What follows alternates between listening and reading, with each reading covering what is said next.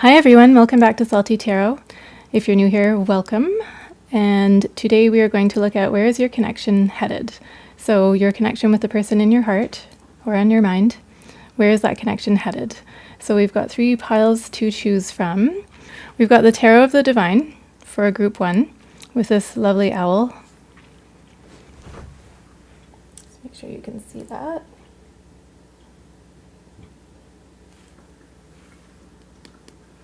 For group 2, we've got the Herbcrafter's Tarot. This is something that my child made.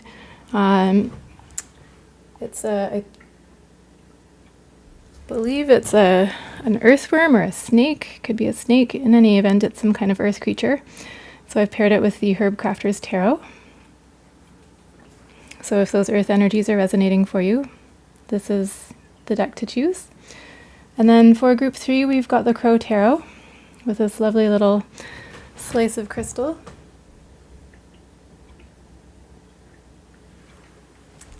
All 3 of these are, well actually no, these 2 are from necklaces that belong to my children.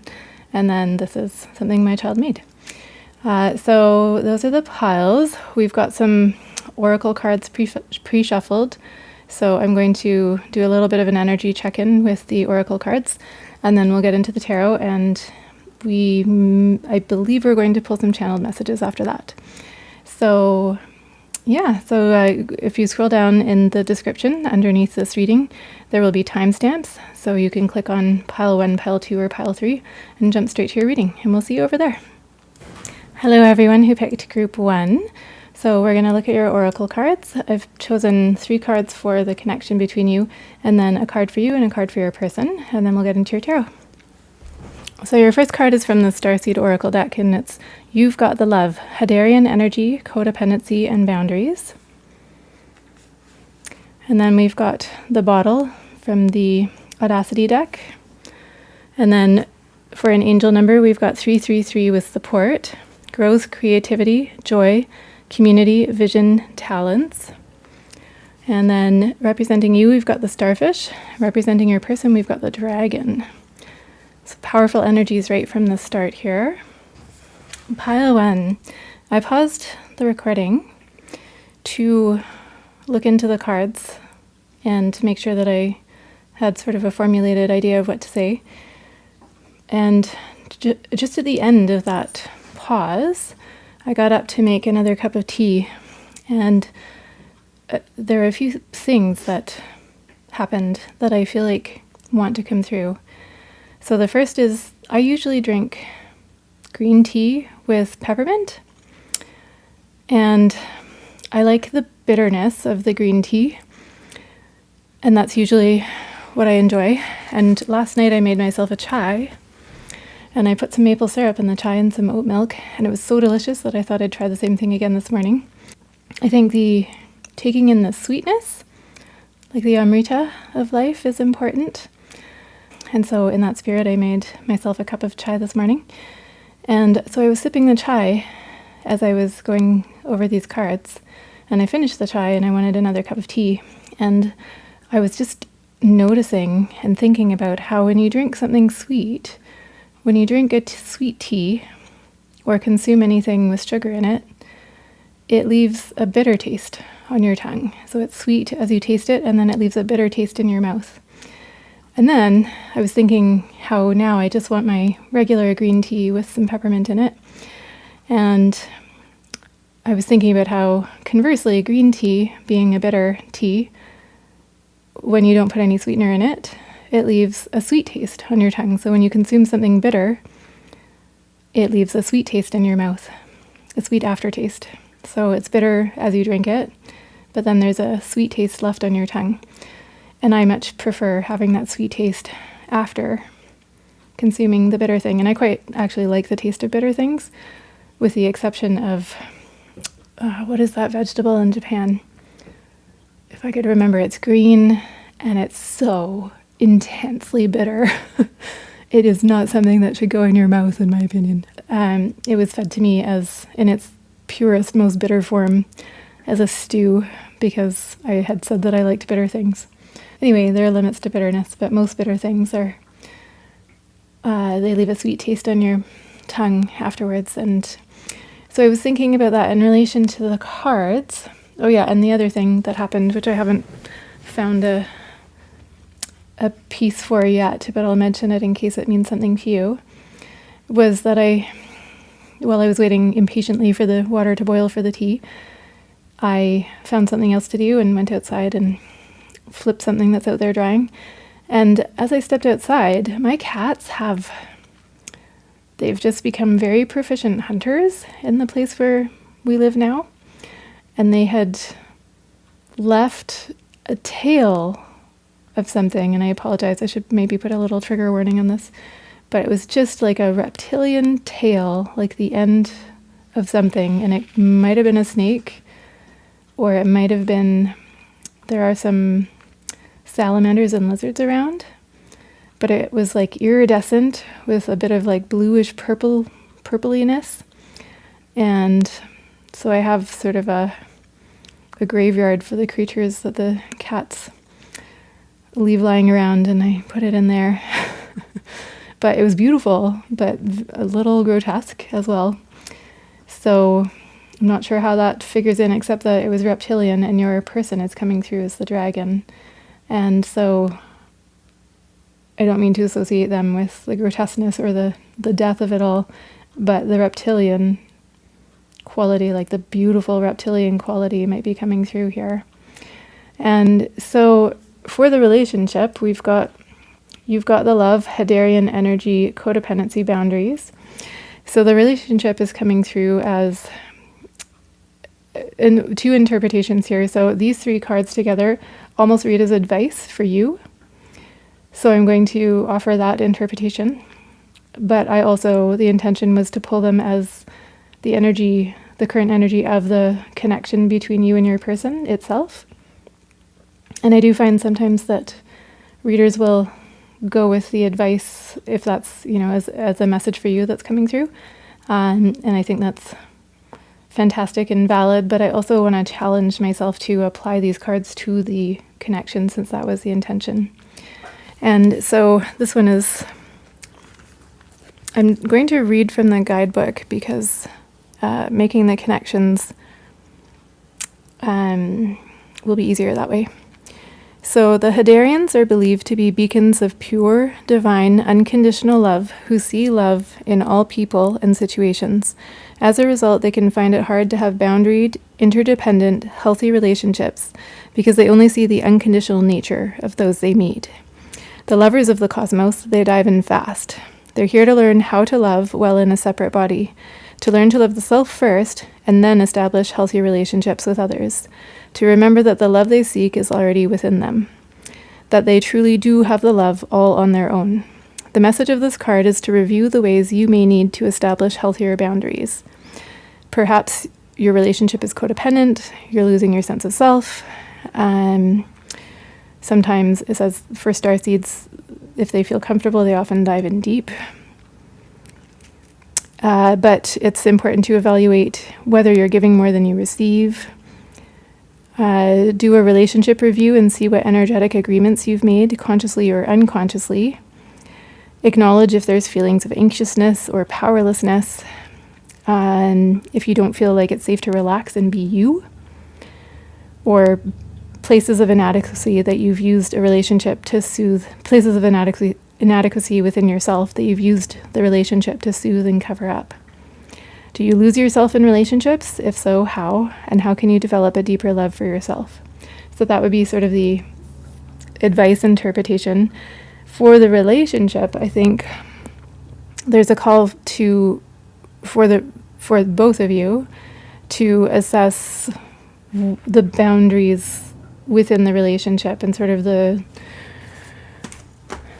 limitations of self and other, how much you're sort of flowing into and flowing out of the relationship or the connection between you. It's natural to sort of meld in those honeymoon stages, but there comes a time when you need to get out of bed to use the bathroom and to feed yourself and to ensure that money continues to flow in so you can keep doing those things or take care of whatever else needs adulting in your life.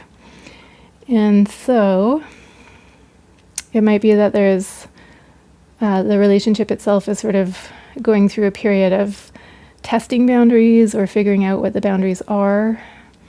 Maybe it's in relation to maybe the two of you as a twosome if you are in a relationship.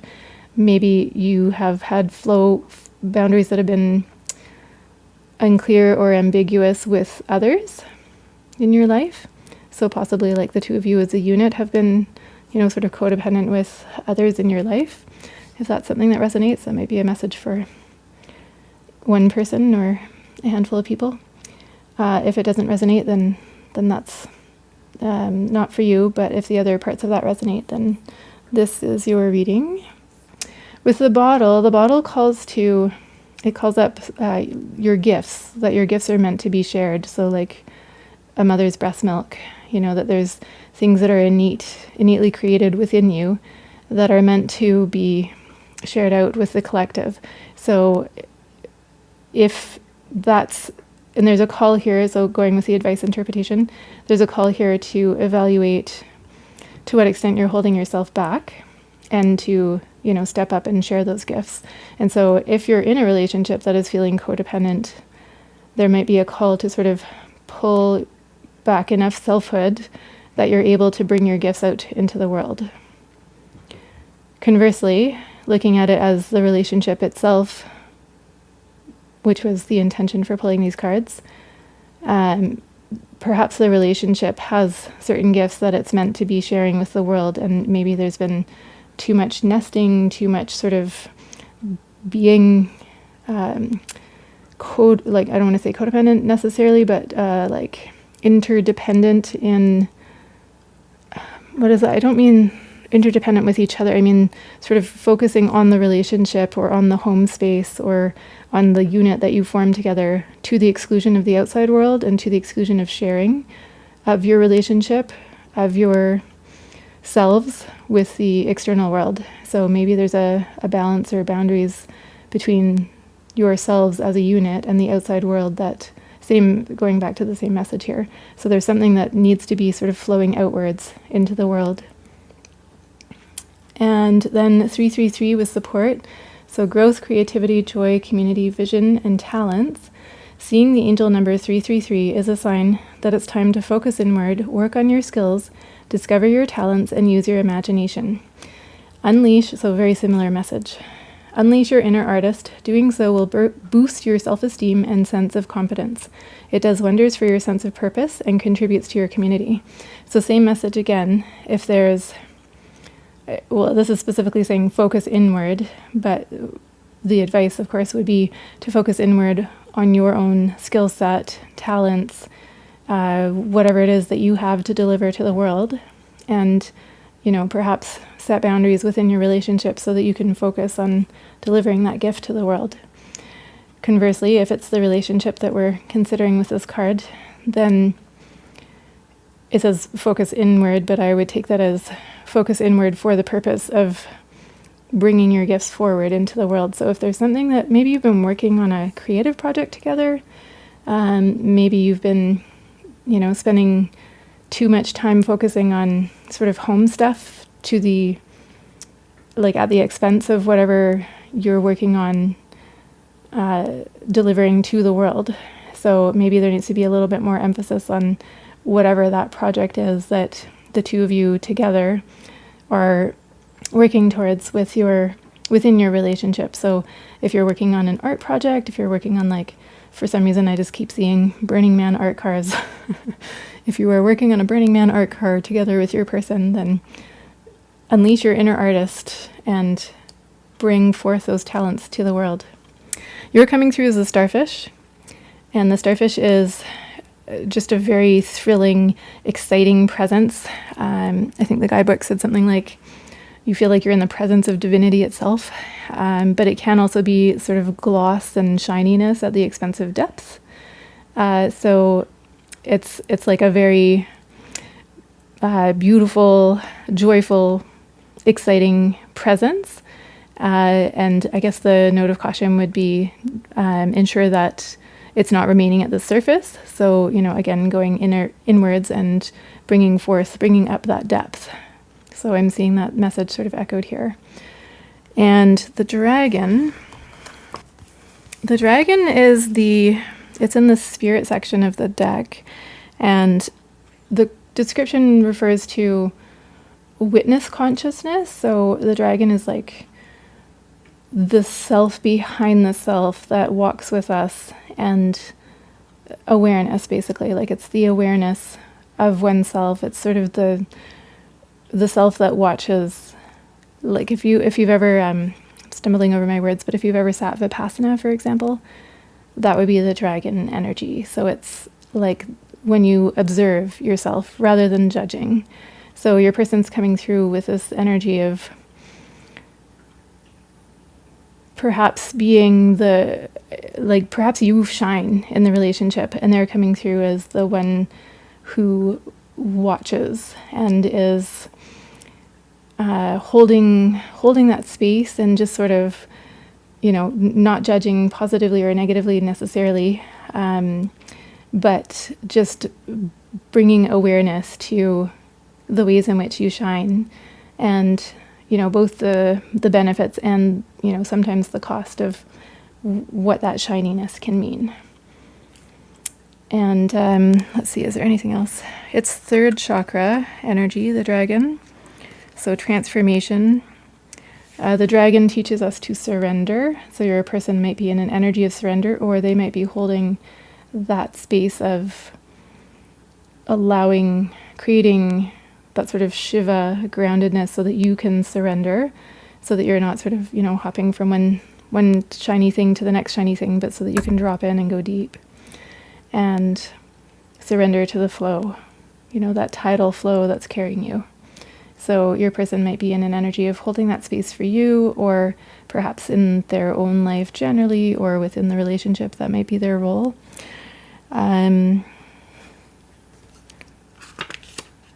Yeah, and it talks about the dragon seeing beauty everywhere. And so, very much sort of holding space for your beauty is what I'm seeing here. So if that resonates, we're going to move over to the tarot.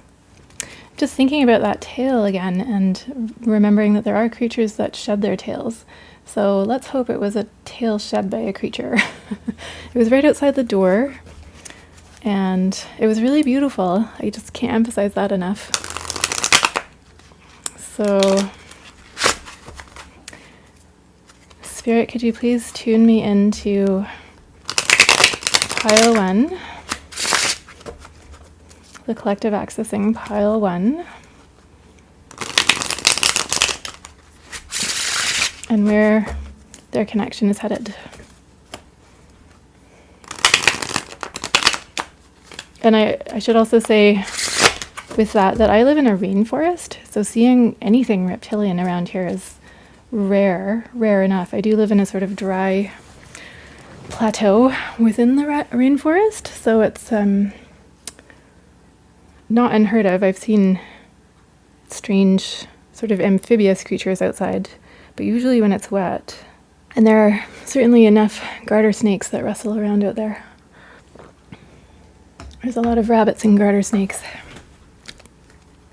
In any event, I hope it was a tail that was shed by a creature and not some carnage wrought by my kitty cats, my beloved little lions. Anyway, it was a beautiful little omen. So let's dive right in and see what your person's fears are within this connection, and then we'll get yours. Oh my goodness. Let's start that again. So, Spirit, could you please show us what are the fears of the collective accessing this reading? So, what are your person's fears, pile 1? What are your person's fears? Just going to take the top one.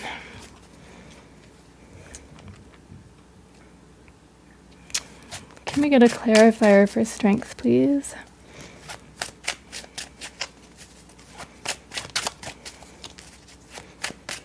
Clarifier for strength.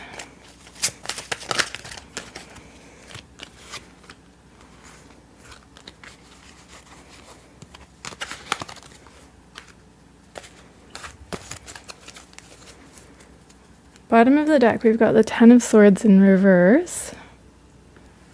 So your person, it looks to me, is scared of being completely enamored by you. So you're sort of coming through as the Empress here. And consider this as energies regardless of gender, but you're coming through as sort of like, you've got it all. Like they just, they see you as perfect can get. And, they're just trying to keep up.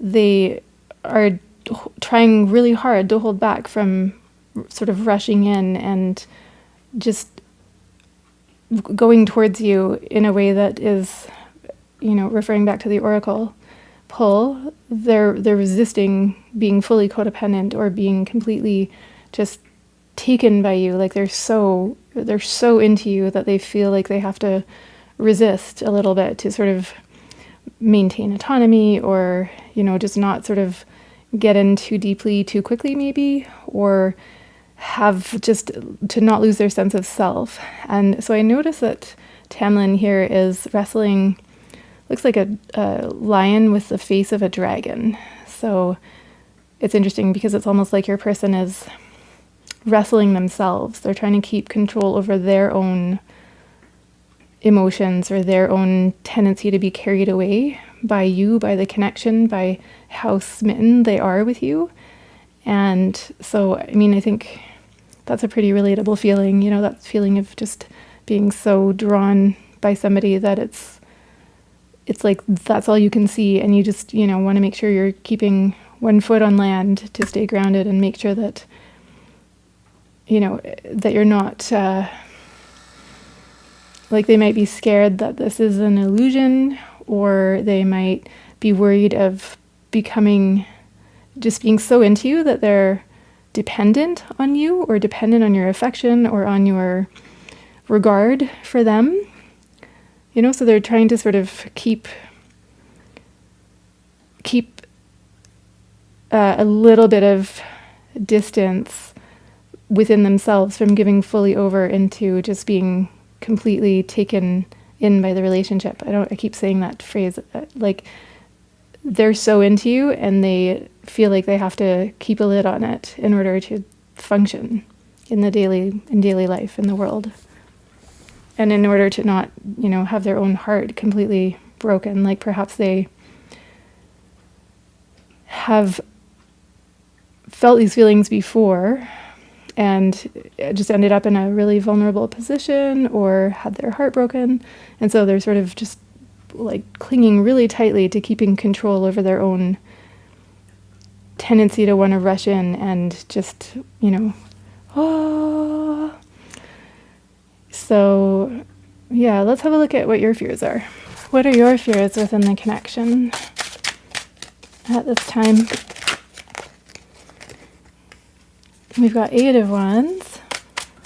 Looks like you might also be clarified by Justice. You might also be afraid of rushing in too quickly. Maybe you're at the very beginning of something.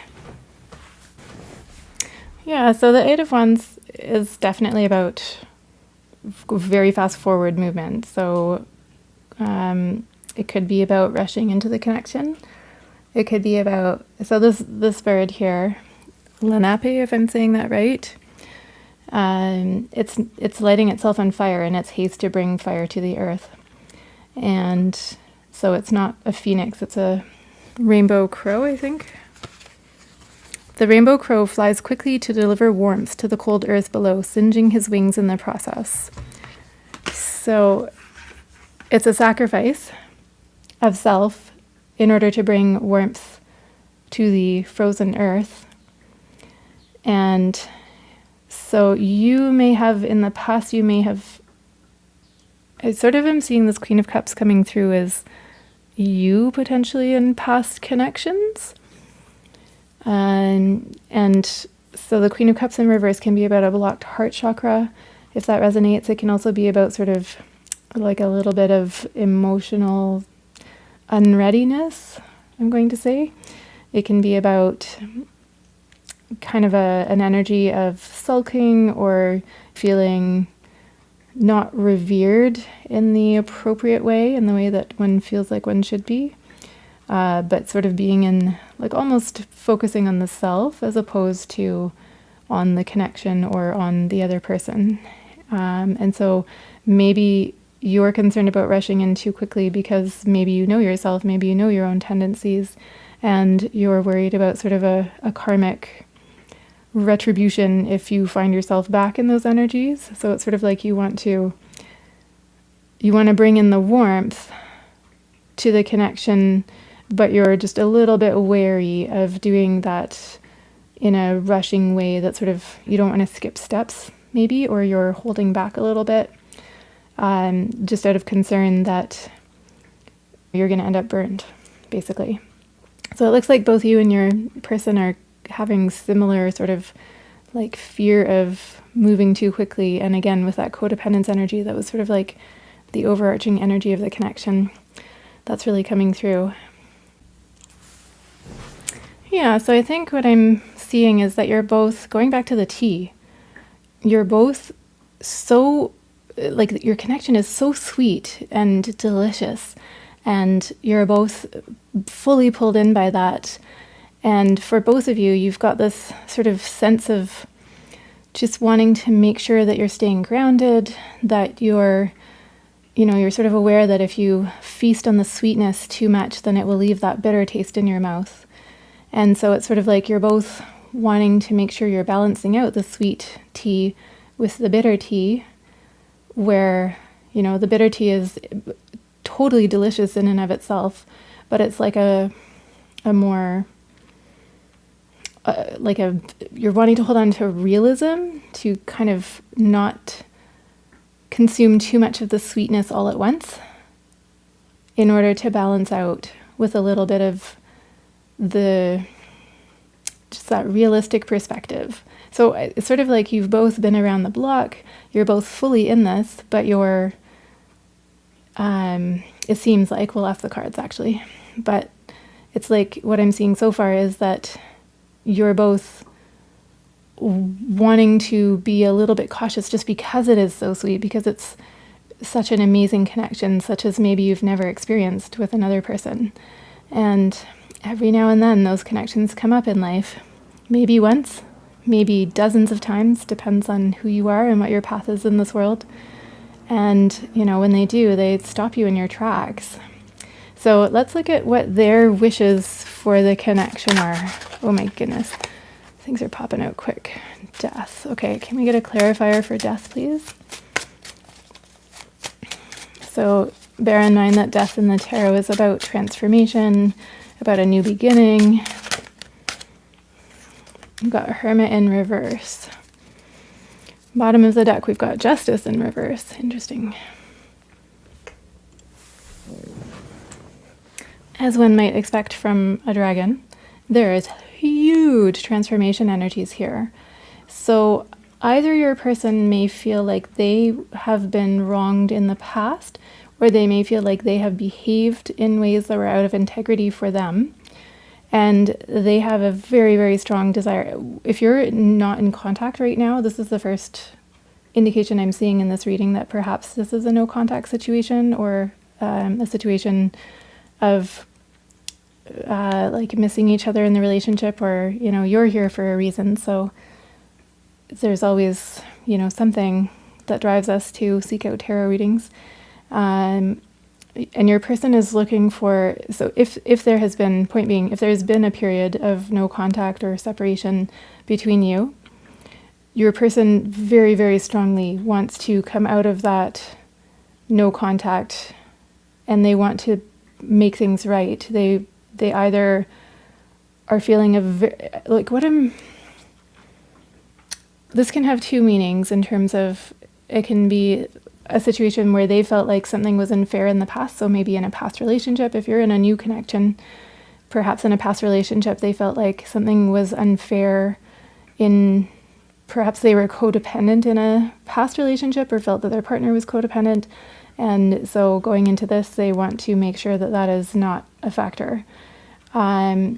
it might also be that if they feel like they were wronged in a past relationship, they want to be very ultra careful that they're setting things up in this relationship or this connection, potential connection with you, in a way that does not lead to that same outcome where they felt like they were treated unjustly. It could also be that as a result of a past situation where they felt like things were, I'm hearing the deck was stacked against them, or something out of integrity happened to them by another person. So past relationship we're talking. It might be that they have taken a period of solitude to go through that and sort of process what happened, feel their pain, go deeply into whatever occurred for them in that past relationship or connection, with the goal of never having that sort of situation reoccur. And so they're looking for a complete transformation from whatever past energies there have been. And I'm really seeing, conversely, if you have been in a connection with them and you are in a situation of no contact, or, if there's been something kind of misaligned between you, if they have done something that they perceive to be incorrect or out of integrity for themselves, then they have a very, very, very strong urge to set that right. And they've done a lot of reflecting, and they really want to come out of that period of reflection right now in order to bring about this transformation and positive change. So they're not in it for, the surface level, lighthearted fun connection. I mean, maybe they're there for that too, but their primary energy is coming through as wanting to set things right, wanting to share with you what they've learned about themselves, what they've learned about how they show up in connection, maybe about what they think they deserve in connection, or, what they, any concerns they might have coming out of a past situation that they've come to, and just a very, very strong energy of wanting to do things differently than they've done it in the past. Or than, what has happened to them in the past. And I'm just getting like a sense of urgency of wanting to share. I noticed that there's a woman here and there's a person behind the curtain, and then they're coming through as, like the death version of themselves.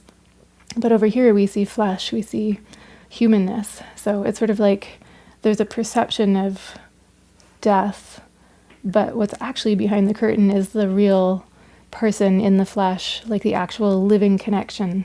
Sort of the inverse of, what you might think of, like the illusion is the skeleton, and what's behind the illusion is the actual lifeblood, the pumping.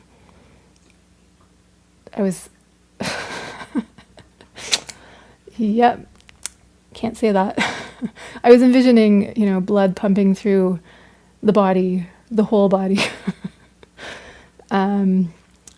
Just literally like that sort of rhythm, like now I want to say peristalsis, but that's of course limited to,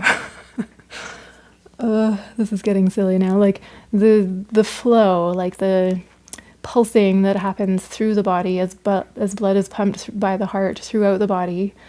And that it pumps out and then it retracts, and it pumps out and it retracts. And I can hear that heartbeat, like the pumping of the blood, as I'm looking at this card. And what I was going to say was, it just came in so many different things, but I was going to say like the word bloody in relation to that, but that's not what I mean. I mean like the blood pulsing, like the lifeblood.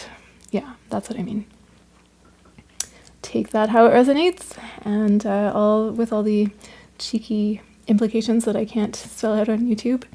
So it's like they want to get to that richness, that sumptuous, alive feeling in the connection, and there's things they want to say. Let's look at what your wish is in the connection. Okay, I've got 2 cards coming out right away. 7 of Cups in reverse and 9 of Pentacles in reverse. And bottom of the deck. I did shuffle. I did put this back in the deck. Conversely, you might be a little bit resistant to full transformation, or you may have been a little bit resistant to change in the past. At this time, it looks like what you most want is clarity. You want decisiveness. You want to know exactly where you stand. Perhaps you're wanting to deepen the commitment between you and your person. You may just want clarity about whether that's what they want. And it looks as if you're, maybe the time for shiny things is passing for you, and you want to hone in on, which of these is the right option and clarify that for yourself. You want your partner to clarify that for themselves and within the relationship. And it may also be that you're hoping for more balance in terms of the give and take in the relationship. It could be financially, so perhaps you've been carrying the weight of the relationship financially, or your person has, and maybe you have resisted change in the past. About that, a separation situation is coming through where perhaps this is someone that you have come out of a relationship from, and maybe you're really wanting to get clarity on what the new financial landscape is going to look like. So, if you have kids together, for example, who's paying for what, how much, when, maybe you in the past have resisted pinning down those details, but at this time you really want to move forward and just be clear about that and figure out what's what. Conversely, if you've been in a situation of separation or distance between you and your person, it looks as if you want to come out of that, but with some grounded, practical clarity about what a reconnection is going to look like. So what are they going to be putting in? What are you going to be putting in? What are the roles going to be? So maybe you've resisted that change up in the past. Maybe you don't want a total transformation of how things have been, but you want to know specifically what your role is going to be, what their role is going to be. And it's sort of Nine of Pentacles upright is that independence energy. It's sort of being very satisfied and happy with your own independence, your own financial situation, what you bring to life or, to the world. And so in reverse, it's sort of like you're maybe yearning for that sense of independent fulfillment, going back to the potential codependence of the beginning. So if one or both of you has been codependent in the relationship in a financial way, I would say that what you're looking for now is some clarity about how that's going to look going forward, and that there's an underlying yearning for you of being financially independent yourself, or of maybe the relationship as a whole, and being able to support itself. And you want to know what that's going to look like, and you want to have that locked in. Okay, Spirit, where is the connection headed for pile 1? Where is pile 1's connection headed?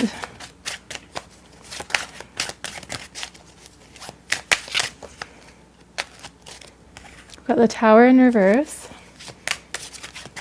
And get a clarifier for the Tower in reverse. Where is pile 1's connection headed? Clarifier for the Tower in reverse. We've got Knight of Cups. Can we get another card for where the connection is headed? Where is the connection headed for pile 1 and their person? Where is the connection headed for pile 1? The Lovers came out with the Queen of Wands in reverse. And on the bottom of the deck, we've got the Empress in reverse. Okay, so what I'm seeing here for the outcome is going back a little bit to the codependence energies that were coming through in the beginning. So there's definitely a shift happening, a dramatic shift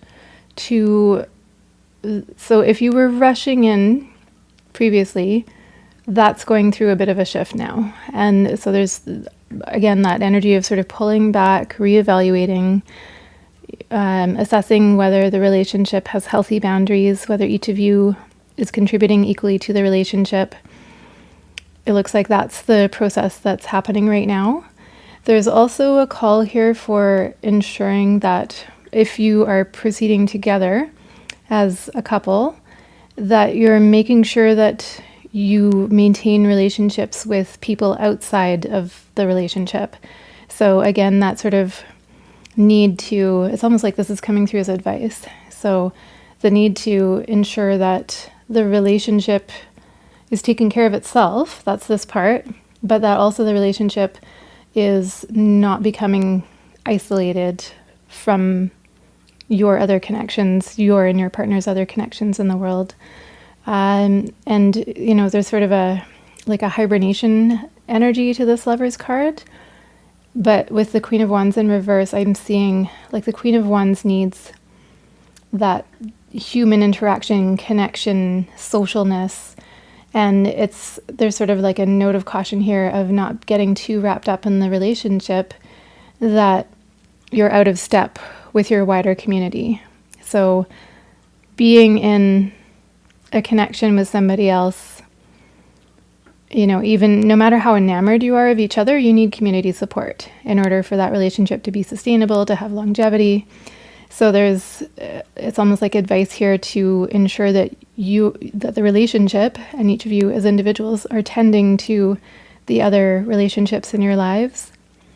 And, you know, like instead of staying in, maybe you go out and be seen to be enjoying each other and just sort of like earning and building that community support for your connection so that you're not becoming isolated within the relationship, or, you know, if there's like tension between either of you and the other person's circles, addressing that and tending it and, you know, taking steps, you know, kind, compassionate, measured steps to ensure that those relationships are flowing between your connection with this person, with the person in your heart, and the other people in each of your worlds. And so there is a little note of caution here of your person, perhaps like you were coming through as the Empress for them in the beginning, but it's almost here like saying that they might be taking you for granted, or someone in the connection might be taking someone for granted, whether it's you or them. Or you both might be taking the relationship itself for granted. So just a note of caution to ensure that what connection there is between you is being acknowledged, revered, tended, you know, that connections are being built between you and your wider networks of people. And it seems like that's like, I'm sort of seeing this as, initially I was a little trepidatious about reading this because there's a lot of reversals here of cards that would usually be quite good romantic energies. But what I'm seeing is I'm seeing work. So the relationship connection between you is at a phase of acknowledging that there's been something out of balance and that some steps need to be taken, that a lot of tending needs to happen in order to bring things back into balance. And so I keep going back to this 333 support. So working on skills, discovering talents, using your imagination, unleashing your inner artist. It does wonders for your sense of purpose and contributes to your community, as well as building individual competence and sense of competence and esteem. And so it might be that the relationship itself, like your relationship has the ability to gain the support of your communities. But it's not going to happen on its own. You're going to have to work towards that. And so there might be a little bit of a mismatch in your love languages or in how you are approaching the relationship internally, and it's going through that internal shift. But as you're going through that internal shift, just be mindful of what's going on externally to the relationship as well. So I'm seeing sort of like it's the dragon, right, coming through here. So there's the internal work, there's the external work, and then there's this sort of background note of caution of, you know, like if you're going to continue connecting, then you have to tend, and, you know, you have to be aware, watching like the wise old owl or the dragon, that's what's happening, right? So you need to sort of be communicating about that, you know, openly, and maybe you're not on the same page at first, but you're going to need to communicate to get on the same page. And so there's just a very strong, beautiful connection between you. But in order to sustain it and nourish it, you're going to have to put in the work, the pair of you. And so again, that work I think I have a strong sense it has to do with figuring out what the boundaries are. Maybe it's just as simple as having that initial conversation at the beginning of a connection about like, what are we doing? What's the form of relationship that we're investing in here? There's sort of it's almost like an investment or a financial, like a worth component to it. So sort of defining the worth, determining what that's going to be, who's going to contribute to it, the sort of practical details. It's like you've been in those cups energies like so fully, and maybe now there's a transition happening where it's becoming real. Shit's getting real. So we're gonna go to channeled messages from your person.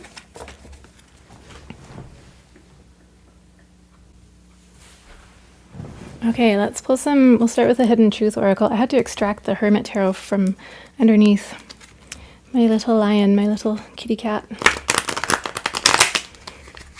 I did already pre-shuffle, so Spirit, could we get some messages from pile one's persons?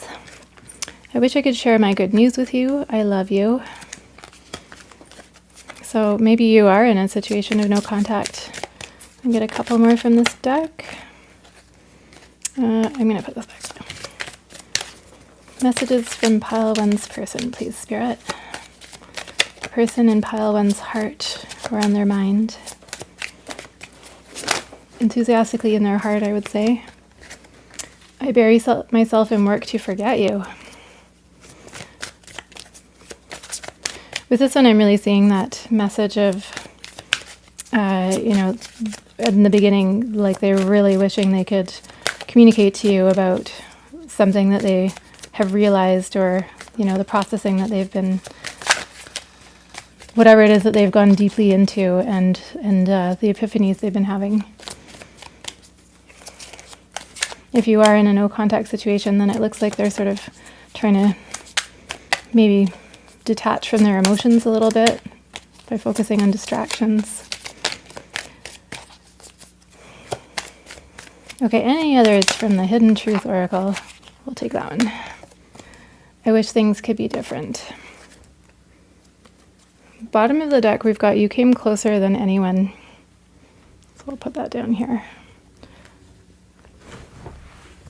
How straightish are you? And let's get some Hermit Tarot. Some cat belly warmed. He was right on top of them, like he'd sort of spread them across. And I don't know how that was comfortable for napping, but the whole couch is taken up with tarot cards and tarot boxes at the moment. Messages from pile one's person. Any messages from pile one's person?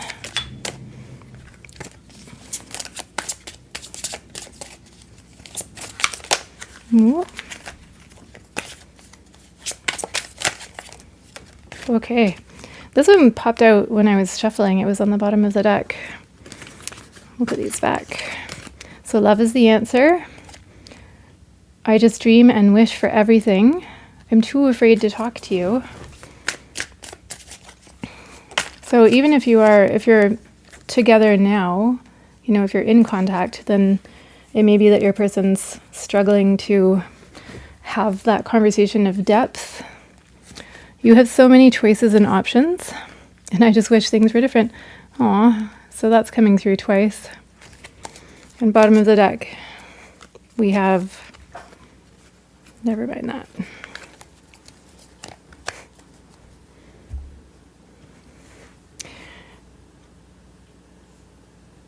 So pile one, if that's resonating, take what resonates. It is a collective reading, so if there are things that don't totally resonate for you, then, take what does. And, I hope that was helpful. And, I just very much was seeing a shift from the energies of just being very sort of taken with each other, infatuated with each other, into making that transition into material reality. So sort of like grounding the connection down and doing the work of figuring out what that's going to look like and what the worth of that is to each of you, and what you individually and what you as a twosome can contribute to the world. So I hope that was helpful, and please do like, subscribe, share the video if you feel called to, and leave a comment. If you could just put a little heart emoji in the comments, that would be very helpful in terms of ensuring the video gets seen by more people. And yeah, thanks for being here. We'll see you in the next one. Bye! Hi Pillow 2, and welcome to your reading if you chose the Herbcrafter's Tarot and this wee little worm or snake or whatever this creature is. It's pretty cool. And it's made out of bronze. So I've got some oracle cards here that we're going to go through for the energy of the connection. And then we've got a card for how you're showing up in the connection at this time and how your person is showing up, the person in your heart or on your mind. And then we're going to look at their fears, your fears, their wishes, your wishes, and where the connection is headed. And then we'll get some channeled messages at the end. So let's turn the cards over. We've got Here longing for home, homesick for the stars. And we've got the Audacity. And 0909 with new beginnings.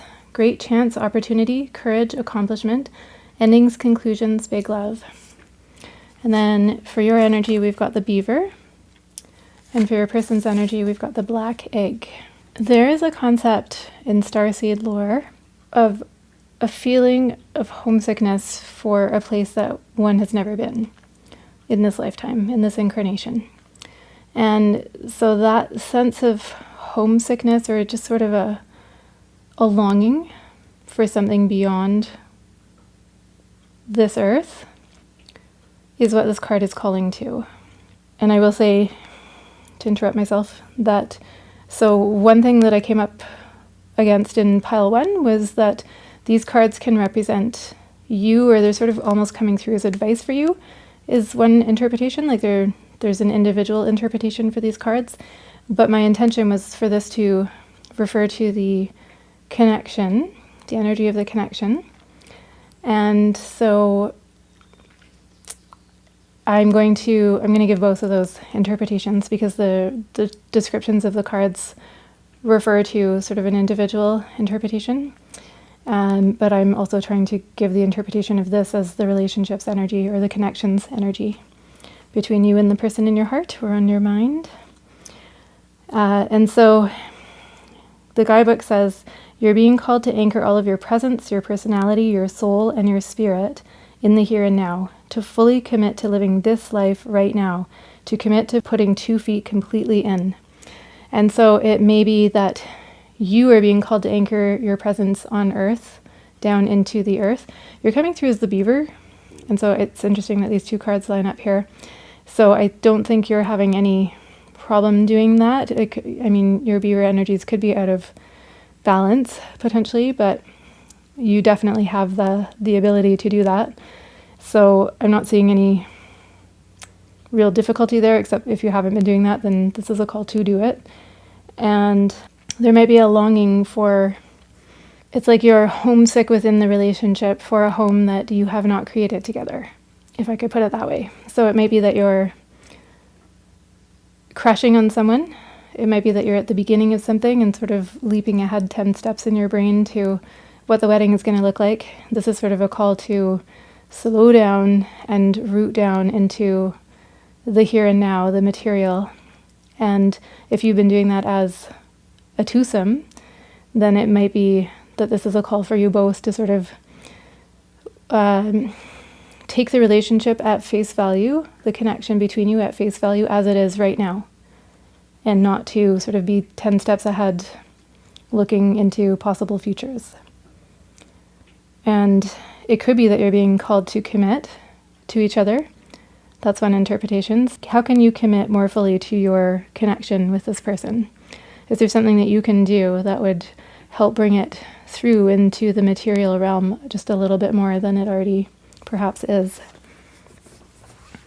With the Audacity, so the Audacity this is from the Audacity deck, and it's a card that is meant to sort of cut through the bullshit. The ultimate wake-up call card. Give the boot to cheaters, users, couch surfers, energy vampires, fair weather friends, toxic bosses, and last week's rotten produce that has the audacity to mold. I love the concept of, like, audacity to me is sort of, it's like that trickster energy that comes through and knocks you on your ass. So it's like, especially, I just think that's a really great metaphor for love. You know, when feelings come along, there's a bit of an OF feeling, like what have I just stepped in? That might not be, that might just be because I'm a little bit avoidant, just a wee tiny bit.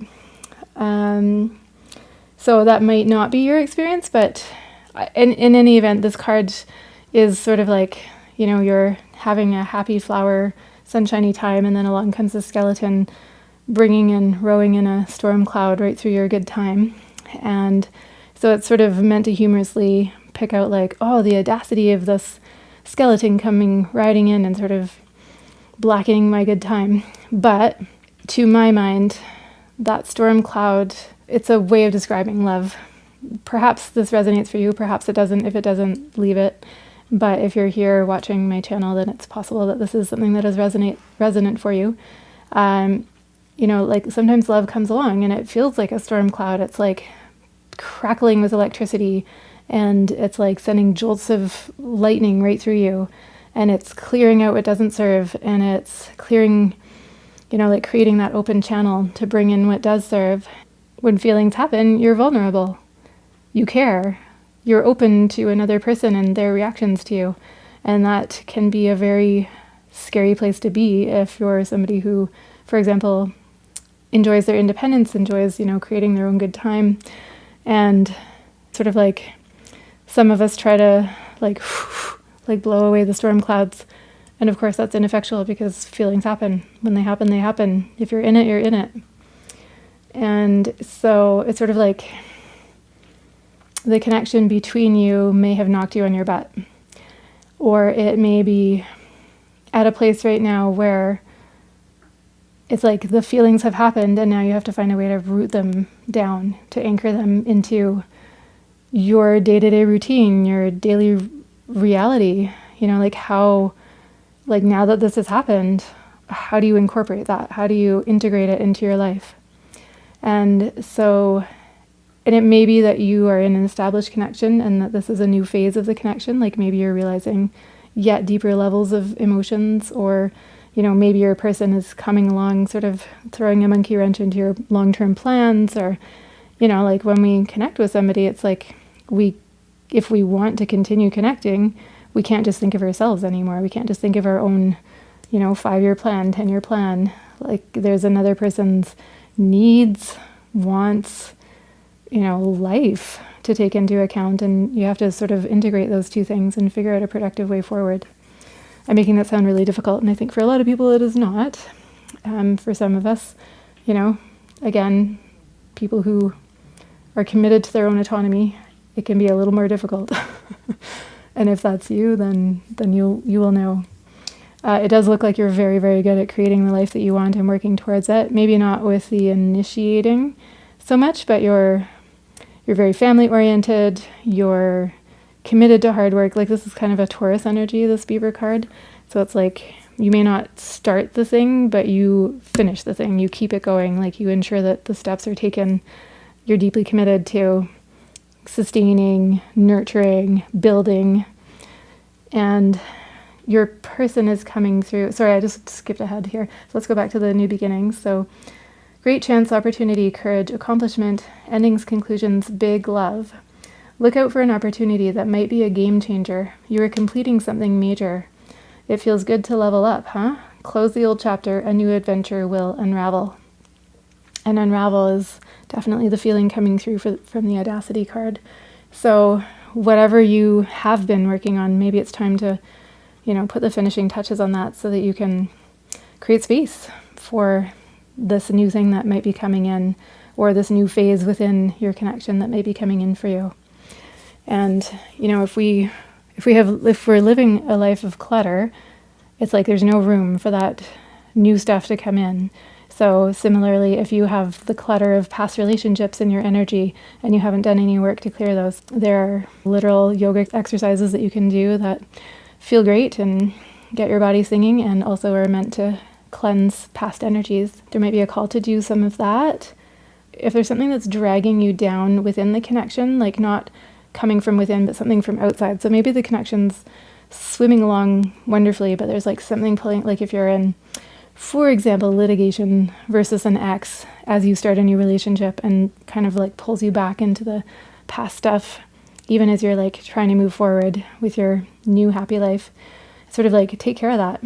Like those steps are scary. They can be intimidating. They can make you feel powerless, but you got to deal with them in order to close that chapter and move on to better things ahead. Clear out the old to make room for the new, energetically as well as in terms of literal clutter, if that resonates for you. And then your person's coming through as the black egg. So the black egg it's the 6th chakra, which is the throat chakra. It's the truth. And so it has to do with everything associated with Mercury, communication. So writing, reading, teaching, singing, public speaking, sound, books, the concept of truth. So philosophy, perhaps. Writers, editors, musicians, teachers. Your person might be one of those things. It's the birthplace of our voice, per the guidebook. And so it's sort of where you start questioning, like, what is true? When it's not balanced, we can speak from an unsure place, say what others want to hear, gossip, repeat stories to justify our subpar behavior. If your person's coming through as the out of balance black egg, some of that might resonate. You're holding down the practical fort, and they're sort of in the philosophical realms, or the realms of like perhaps where that rootedness is able to expand out into the world and bring forward. Like, so this little, I'm seeing this as an earthworm. It could be a snake, but I think it's a worm. And it's, again, speaking to me of these very earthy energies of building, rooting down. So maybe that might be your role in this relationship, while your person might be seeking to give voice. They may be theorizing what the relationship is or what it's doing. They might be wanting to define things, while you're sort of building each next step, like making sure the kids are fed and that they've got lunches to go out the door with in the morning as they go off to school. Or if it's not at that stage for you, maybe you're buying the theater tickets for the next time you hang out. I don't know. I'm grasping at straws for what the beaver energy could be at a, sort of new stage of a connection, but it's like your person might be looking for the definitions in the connection, and you might be taking those definitions and running with them, making the practical steps, setting them out, knocking them off the list, ensuring that the dinner with the parents is scheduled for the next holiday, or I don't know what. Yeah, so there's sort of a purity to how your person's coming through. So they're either in the integrity of that purity or they're not.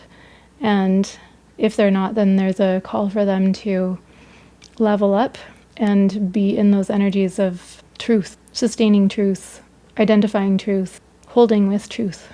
So it sort of looks as if there's some upheaval happening, and your person is sort of the energy of, like, not quite upheaval, but definitely questioning. And then maybe they're riding in and sort of upsetting your apple cart when maybe you were perfectly happy doing the same thing from day to day. But meantime, maybe there's this longing for something more. And then along comes your person and sort of upends everything. When I do that gesture with my hands, I'm always hearing the French word bouleverser.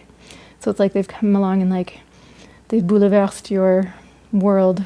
They've like turned it upside down and kind of made everything chaotic a little bit, but chaotic with the end goal of once again rooting down those new energies and creating something sustainable.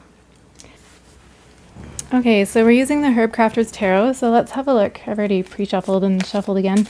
Let's have a look at what your person's fears are in this connection. So the person in your heart or on your mind, of whatever variety of connection you have with each other, what are their fears in relation to your connection?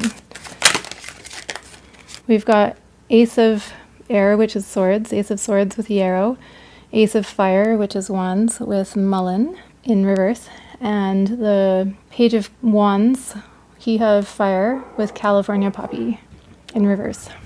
Bottom of the deck, we've got the Three of Wands with Calendula. Your person looks like they're worried about, so truth is here. So it looks like there's a background here of productivity, domesticity, like joyful creation. So if that's something that you have done together, or that might be their background prior to this connection. And it's sort of like they're nostalgic for that. They're feeling like there's a lack of creative spark, joy, playfulness in the connection, and that truth is going to come out.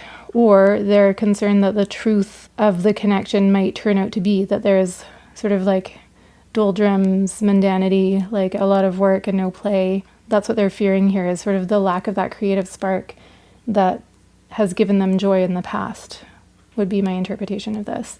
So they might be feeling, I don't want to say held back by the connection, but held back by how they're showing up in the connection. And there's a truth piece to that. So again, with that black egg at the beginning, and then the Ace of Swords is very much about clarity, truth, a flash of inspiration or a flash of insight.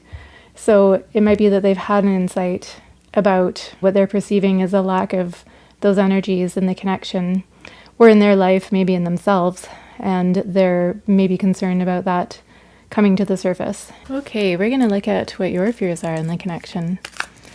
So this could be confirmation for you. It could be subconscious fears. We've got the Page of Pentacles in reverse. Get a clarifier for the Page of Pentacles in reverse, please, Spirit. So pile two's fears in the connection. What is it that you're concerned about or worried about? Clarifier for the Page of Pentacles in reverse. So we've got the Five of Wands. We've got the Four of Swords, and we have the Queen of Swords in reverse, with the bottom of the deck being the Ten of Wands. And the herbs were linden, black cohosh, lavender, motherwort, and comfrey. So what you are fearing in the relationship looks to be a mismatch between your goals, your vision and goals for the future. Your hope would be for there to be stability, to be working towards sort of capitalizing on opportunities that arise, to be working steadily towards a firmer foundation for the connection, or financially, could be if you're already in a relationship with this person. But you feel like you have been carrying the bulk of the weight in the connection. And potentially, if you've been in if this is someone you're, for example, married to, then it looks as if you're feeling quite weighed down. You're feeling burdened by how much you've been carrying in the relationship. And there's a fear of communicating that to your person, and of perhaps that communication leading to isolation or distance between you. And what you really want is sort of an end to arguments. But those arguments feel like they're not going to end unless there's clear communication, but you're worried about perhaps upsetting the other person or setting boundaries, or what might happen if you do. And that fear has led to you assuming a lot of the burdens in the relationship. Now let's look at what your person, the person in your heart or on your mind, is hoping for in the connection. What do they want in the connection? What are their wishes for the connection going forward? We have the Magician in reverse with Sunflower. I'm going to take that. We've got the High Priestess. And can we please get a clarifier for the Magician in reverse? We've got the Queen of Wands with Time, and the Eight of Wands with Ginger. And then clarifying the High Priestess in reverse.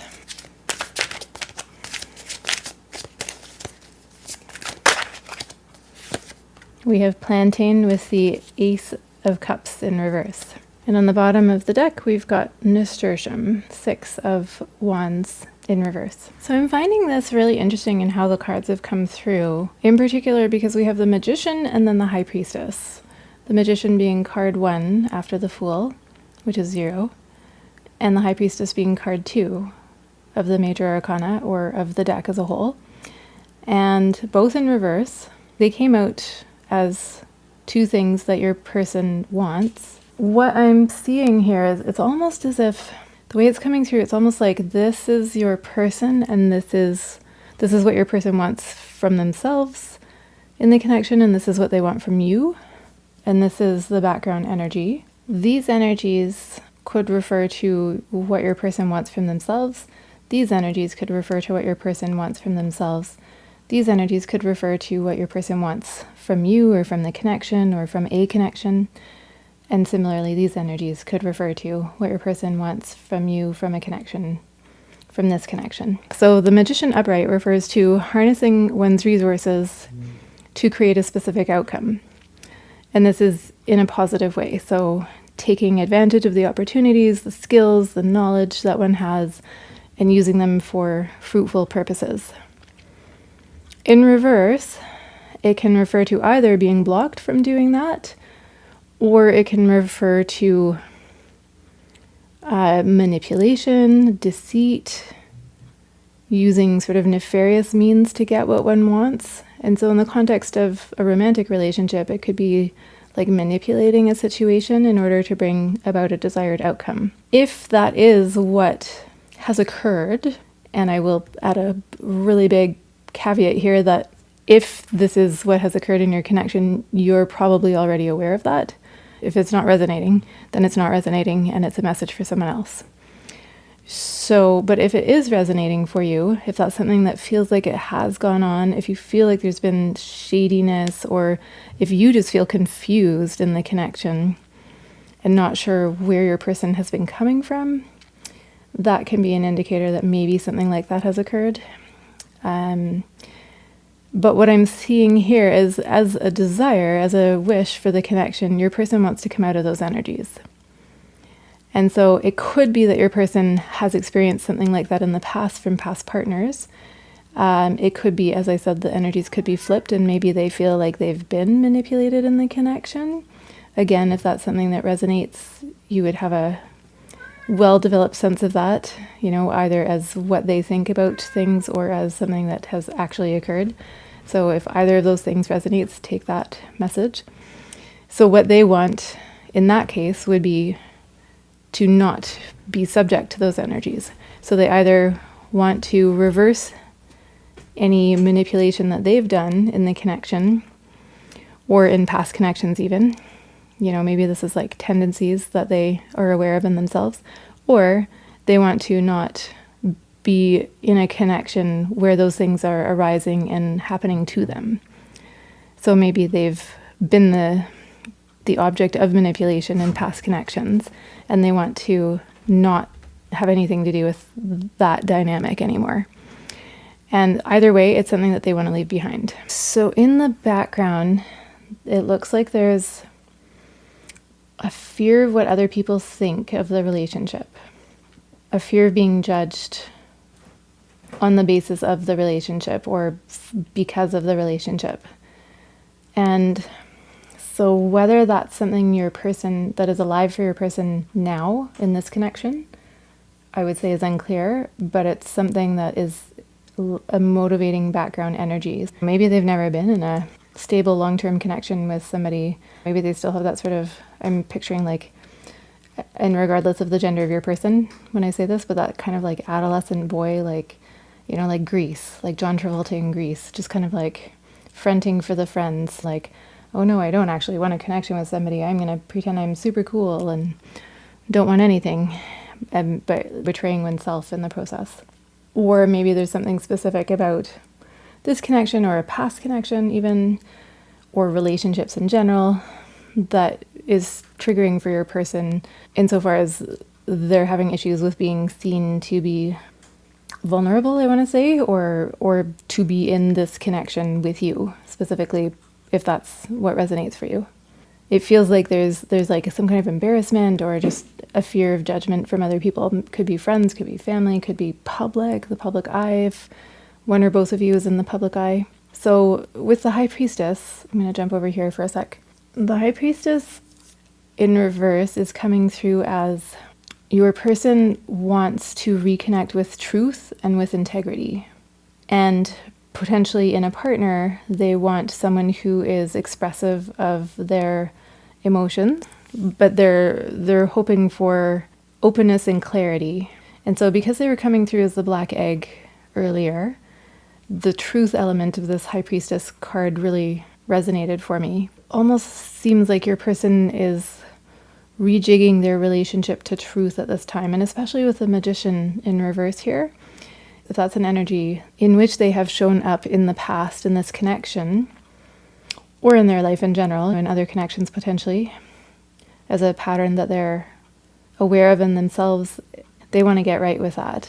They want to bring that pattern to its useful end, I would say. The negative pattern of potentially sort of manipulating situations to a desired outcome, potentially at the expense of ethics or of another person's feelings. And so what they really want is to be able to be truthful, vulnerable, clear, and or they want a partner who can be truthful, vulnerable, and clear with how they feel about the connection. So while that's what they're longing for, it might be that they're really uncomfortable with being seen to want that, if that makes sense. And yeah, and so then we've got the Queen of Wands over here. So the Queen of Wands, she's the shit. She's got everything together. She's passionate, fiery, fun, vivacious. In this case, she's got a roaring kitchen and is attracting other people to her kitchen. And conversely, there's a bit of a dumpster fire happening over here, but with the idea that things are happening very quickly. So this is sort of the before picture, and this is the after picture, or even the other side of the same kitchen. It's like your person they want to either embody the energies themselves, or they want in a partner, in a connection, they want passion, fieriness. They want somebody who is so much in the energies of the connection and of in the present moment that things are happening so quickly that you've got to be on it. You've got to be paying attention and aware of when things are catching on fire. And ginger is a fiery spice. It's a cleanser of the blood. It's something that heats up your body when you consume it, much like garlic. Your person wants things that are going to happen quickly, that are going to fill them with that fiery passion. And they want to either be the person who is sort of drawing in that energy. Like we can see that she's got the fire in the stove here, and then here the fire is like coming right out of the stove into the kitchen. And that's going to attract people too. But it's sort of like the Eight of Wands traditionally is about communication. So again, that sort of like speed of communication, directness, clarity, things happening very quickly and in an uncomplicated way, and with a lot of passion and excitement, to the point where things are catching on fire. I'd say to sum up, your person wants integrity in the connection, from themselves, from a partner, in the connection as a whole. They want to be in right relationship to the truth, and they want clarity and directness in expressing feelings within the connection, and perhaps like shared visions, goals, plans, all of those things that can be out of sync in connections. And they want to get into alignment. They want to share that passion with you. However, they might have a little bit of trepidation about being open about that. Like this is sort of what's going on, what they wish for. But in the background, you might not see that this is what they wish for. They might not have gotten to the point where they're able to acknowledge, confront, be real about these sort of tendencies that keep them out of alignment and that are not serving them or the connection, if that resonates. So we're going to move on to what you're looking for from the connection. Okay, so let's have a look at what your wishes are in the connection, which you are probably well aware of. But this can be a moment of confirmation for you, or sometimes the cards can sort of suggest things to us that maybe we're not fully consciously aware of. So, Spirit, please tune me into what are pile 2's wishes going forward in this connection with the person in their heart or on their mind. And again, we're using the Herbcrafter's Tarot, which is based around herbology, wild crafting, and with the idea that you're connecting to the essences of the plants in what comes through in the cards. And I'm not getting into that too much in this reading. I'm just sort of using it as just a basic tarot deck. We've got 5 of Earth, which is Pentacles in reverse. We get a clarifier for the 5 of Earth in reverse. What are your wishes in this connection?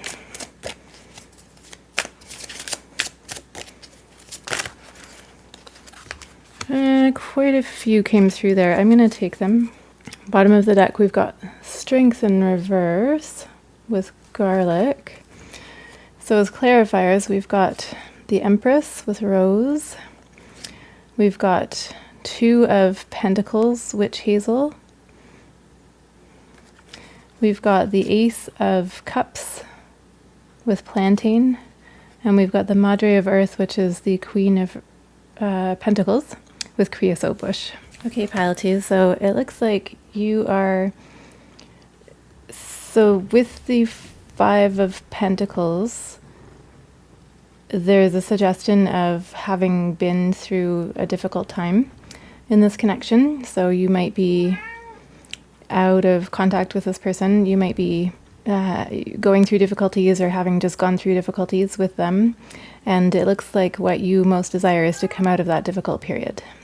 In the background is this card is interesting because it plays with the idea of strength as immunity, but it also talks about sweetening power. So garlic being power and then infused with honey, or infused into honey, as a means of sweetening power, of stabilizing immunity, while also bringing in the nourishment of the garlic, but also bringing in the sweetness of the honey, the idea of delivering the medicine in a palatable way,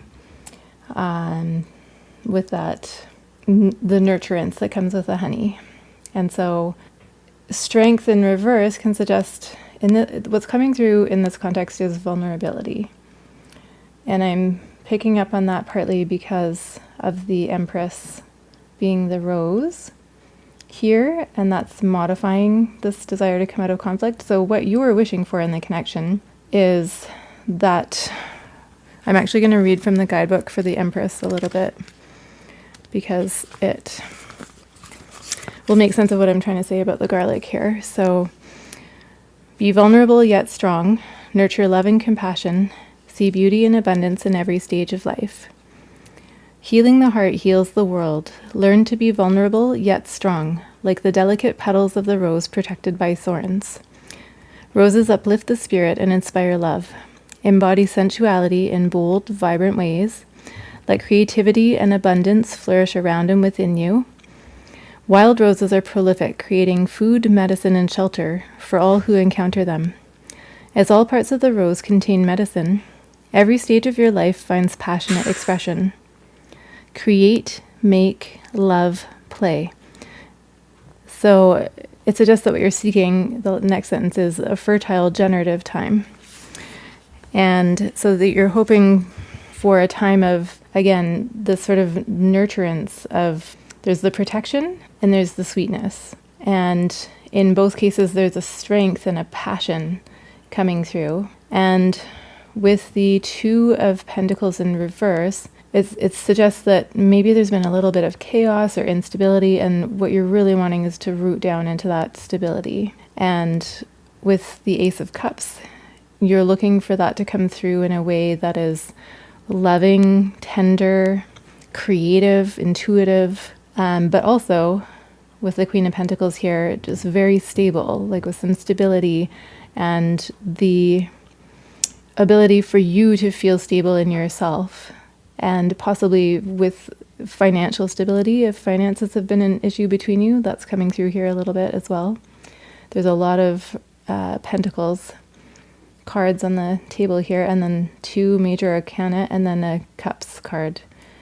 And so there's a suggestion here that maybe things have been unstable, whether it's financially or whether it's in the connection between you both, that your longing is for things to stabilize, but in a way that brings forth both passion and vulnerability, strength and vulnerability. So with the knowledge that the real strength is vulnerability.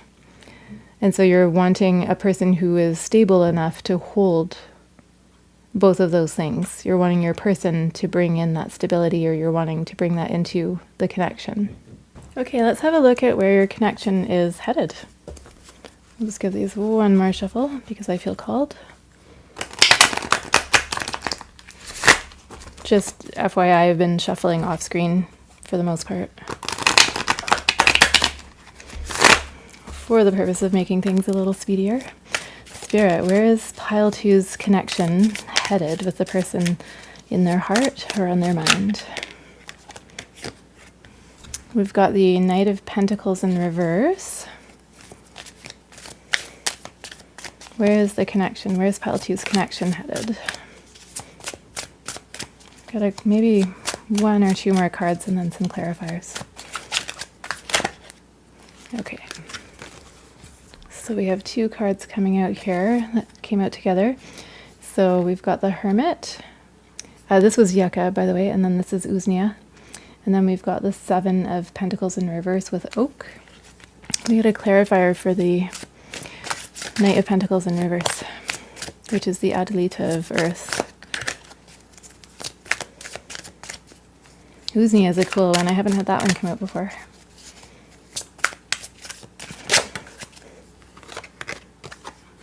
For a clarifier, we've got the Ace of Wands with Mullen. And then back of the deck, we have the Empress in reverse. That's so interesting. I had the Empress come out in the upright and in pile one, and then come out in the reverse later on as well. So interesting that that's happened for two piles. So you may feel called to check out pile one. If you did feel called to do that earlier, then that might be a synchronicity for you to go ahead and do that. All right, my friends, so bearing in mind that these are projections forward from the energies in this moment, and that things are always changing moment to moment, to moment, to moment, to moment, this is what I'm seeing in these cards at this time. So we have some significant reversals, but the upright major arcana here is the Hermit, and we've got Empress reversed, Seven of Pentacles reversed, Knight of Pentacles reversed. And so while you're looking for stability, it seems like your person is looking for fun and passion. Maybe they're looking to come clean about some past stuff that's been out of alignment. On the other hand, maybe they're on the very sort of immature end. If that resonates, take it if it resonates. If it doesn't, do not. But it could be that they're looking to get away with continuing that behavior, or they're worried that it's going to come out in sort of, if you share a friend group, that how they behaved with you is going to be revealed. And so then we come to this outcome. So we've got the Knight of Pentacles in reverse. Knight of Pentacles already in the upright moves very, very slowly. So it's sort of the slow as molasses forward trajectory for a connection. In reverse, that can be even slower, like painfully, painfully slow, like just basically not happening.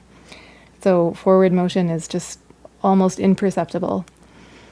But there is another meaning. It can refer to being non-committal, but it can also refer to being jealous, possessive, wanting sort of like 24/7 updates on where you are, what you're doing, that kind of thing. So if any of that is resonating, then it looks as if there's a strength being lent to whatever this card's doing by the Ace of Wands.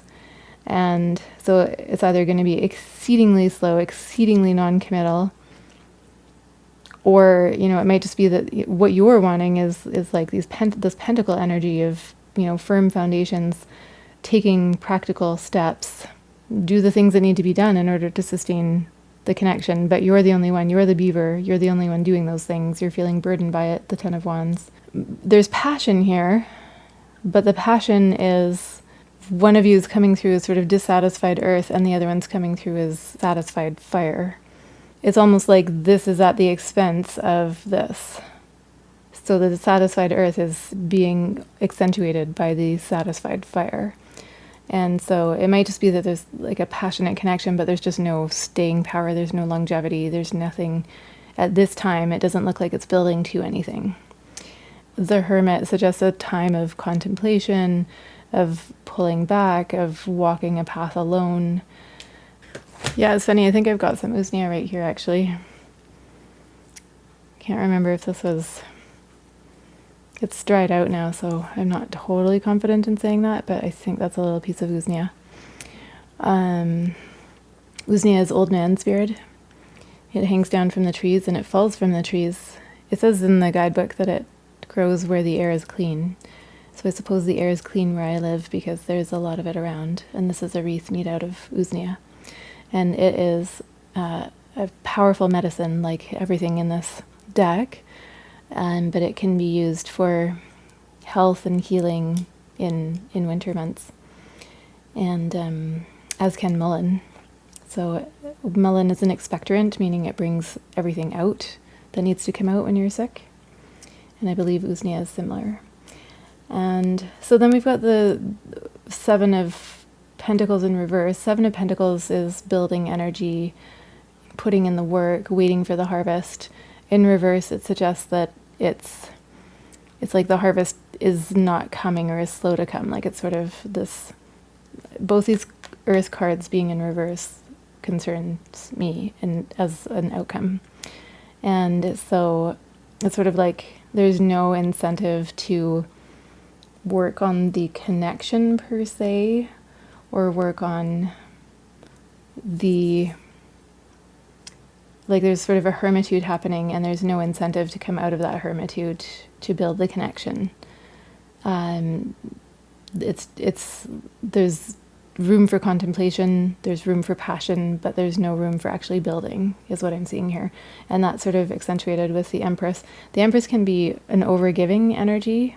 So if you, again, feel like you've been carrying the weight of the relationship, this is suggesting that that's a big part of why things are not progressing here. So I would say, as far as advice, immediately pull back your energy and do not carry this other person. I mean, if you've been married to this person for 25 years, definitely do not end the relationship on the basis of a tarot reading on the internet. Obviously think for yourself and take what resonates and discard what doesn't.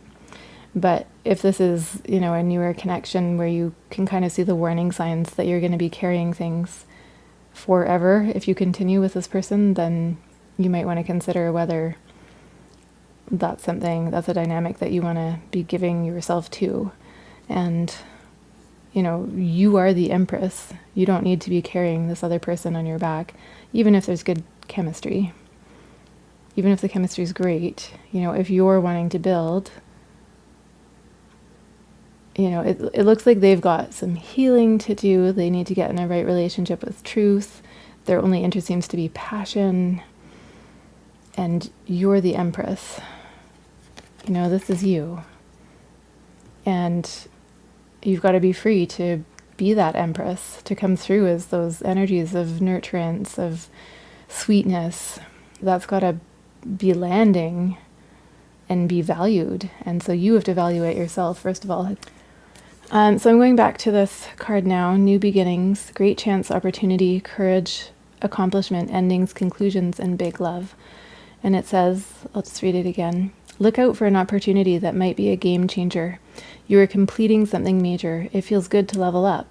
Close the old chapter. A new adventure will unravel. By unravel, I think they mean take place. Okay, so we're going to get some channel messages from your person now. And so I hope that's all. And just keep in mind, if this isn't the outcome that you wanted to hear, then again, take what serves, leave the rest, and bear in mind that these are the energies of this moment, the moment when you're accessing the reading. And things can shift, so you can seek out another reading, you can try a different pile. Okay, we're going to go ahead and get some channeled messages from your person now. So I've already shuffled these, but we'll give them another shuffle.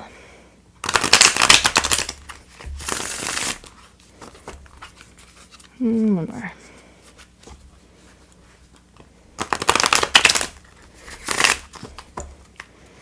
So can we please, Spirit, tune into what Pile 2's person wants them to know? What are the messages from Pile 2's person? We've got, I can't stop thinking about you.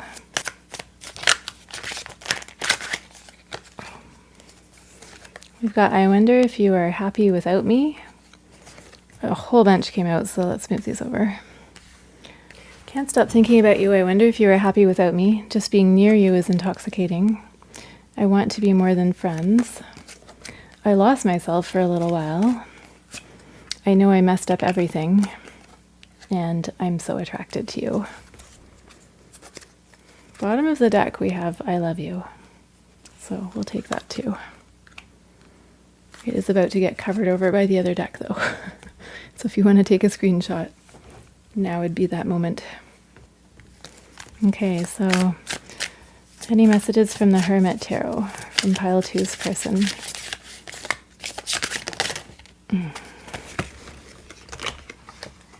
Okay, we've got, you are so very special. You have so many choices and options. That one came out in the last pile too. I swear I shuffled. We've got strength, ego. We've got no. If you had a question, a specific question, there might be an answer for you. We've got, I never imagined so much perfection.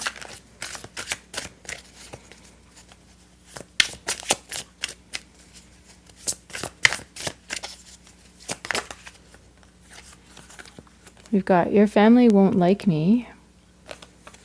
You are wrong. Oh, goodness. Okay, so these 3 red cards are definitely forming a bit of a triad here. So if there's something that you were, maybe as these cards were coming out, if there was something that was running through your mind, it might be that your person is like, it looks like a very strong no. It might be an ego-based no, or it could be based on the outcome pull in the last section. It could be that maybe they're saying no, that whatever was coming through is not correct, or whatever you're thinking as a result of what came through is not correct. Or maybe there's something specific. If that's resonating for you, then take it. But I'm seeing these 3 things as sort of a very strong message coming through about something that will hopefully make sense to you, even though it doesn't to me necessarily. Your family won't like me. And then these 2 cards are very aligned. These 3. Noticing we've got a 69 here, if you put those together, and a 3 and a 3. And then we've got this lone 8 in the middle. So those numbers might be significant for you. Let's get a couple more just to fill up the table here. Can we get a clarifier about you are wrong? We've got, I imagine you naked, and sex. So we'll put that there. Well,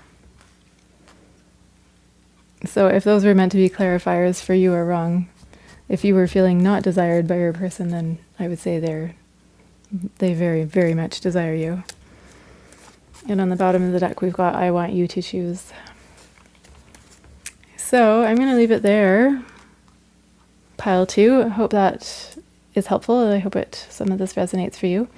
And if you found this helpful or intriguing in any capacity, please just put a little heart emoji in the comments, or any kind of emoji or message. That'd be so helpful for getting the video seen by more people.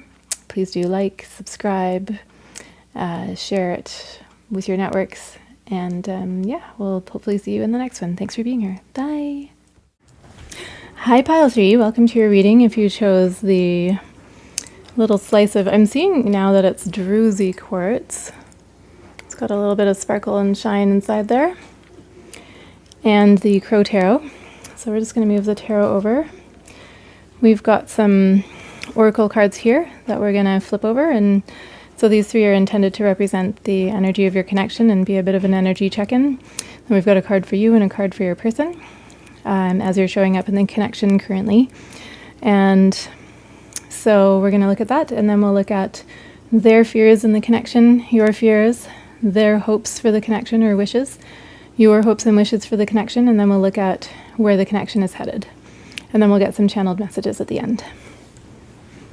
So let's see what we have here. We've got the Golden Children, Inner Child, Tenderness, Innocence, Rare Gifts. That's from the Starseed Oracle. From the Audacity Deck, we've got the Devil, and we've got 606 with Commitment, Loyalty, Responsibility, Truth, Love, Light, Spiritual Release, Spiritual Realm. I said that with a lisp, and then that's not even what the card says. And then Growth and Solutions. And then for your energy, we've got the Rabbit. You're coming through as the Rabbit. And for your person's energy, they're coming through as the Shark. So we're going to talk about these, and then we'll get into the tarot. Okay, so this is coming through really interestingly because, so one thing I've been noticing in all three piles is these three cards are almost coming through as advice for you. So that is one possible interpretation here. But my intention was to pull them as the energy of the connection itself between you and the person in your heart or on your mind. And so bearing that in mind, I'm going to try to work with both of those interpretations. So maybe not advice for you, but as messages for you specifically is one interpretation. And then the other would be applying the messages of the cards to the relationship or connection itself. And I think one of the cards in a previous pile was 0909. It's interesting that this one's coming through as 0606. So these, I'm really excited to go into the tarot for this pile because there's some contradictions and like just things that seem like they're a little bit in tension with each other conceptually. I don't mean that your connection with each other's in tension necessarily, but conceptually I'm just sort of I'm just going to say what I'm seeing here, and then you can decide if it applies and fits your situation. And even if it's not clear to me, it might be clear to you. And then we'll get into the tarot, and hopefully that will clarify things further. So for the connection, we've got the Golden Children, Inner Child, Tenderness, Innocence, Rare Gifts. The message of this card is to bring about that sort of tenderness. So the message of both the Devil and the Golden Children, the Devil of this deck, is to be more tender with others and with yourself. And so putting that in the context of the connection, it's like the connection itself needs to be more tender internally, like it needs to give itself more sustenance. You both need to give it more sustenance. You need to treat it as sort of an innocent, special thing that is evolving of its own accord, and it can evolve in, one direction, it can evolve in another, it can evolve in a myriad of directions, but if you want it to evolve in a good direction, then you have to give it good direction, and support it, give it nurturance, show up for it, and treat it like an innocent child in and of itself. Treat the connection itself as if it were something that needs fostering and care and tenderness. And conversely, you are perhaps being called to give yourself some tenderness and sort of not be quite as hard on yourself or not be as critical of yourself. Perhaps you're being called to not be as critical of the connection or your person is. And then over here we've got 0606 with Commitment. So the keywords again being loyalty, responsibility, truth, love, light, spiritual realm, growth, and solutions. And the little blurb here says, applying honesty and light daily is a fast track to creating a peaceful and meaningful life. It's how you find solutions and comfort. Release worries by speaking your truth and expressing emotions regularly. Open up, for the best is yet to come. So I'm sort of seeing that as an echo of this message of sort of like emphasize the positive and focus on, what will help you create a peaceful and meaningful connection with each other. Honesty, giving the connection light, so sending light to the connection itself. There might be a meditation practice around, surrounding your connection with white light, surrounding you and your person with white light that you might want to look into. And being honest, speaking your truth within the connection, expressing emotions, opening up within the connection to each other. And so that's one. So I've sort of given two interpretations of those cards. There's another thing that I'm seeing here, which is that these cards have sort of lined up with the animal energies that you and your person are coming through as, and which is actually quite resonant with the descriptions of these two animals in the guidebook. The rabbit, so to me, rabbits are fecundity and fertility.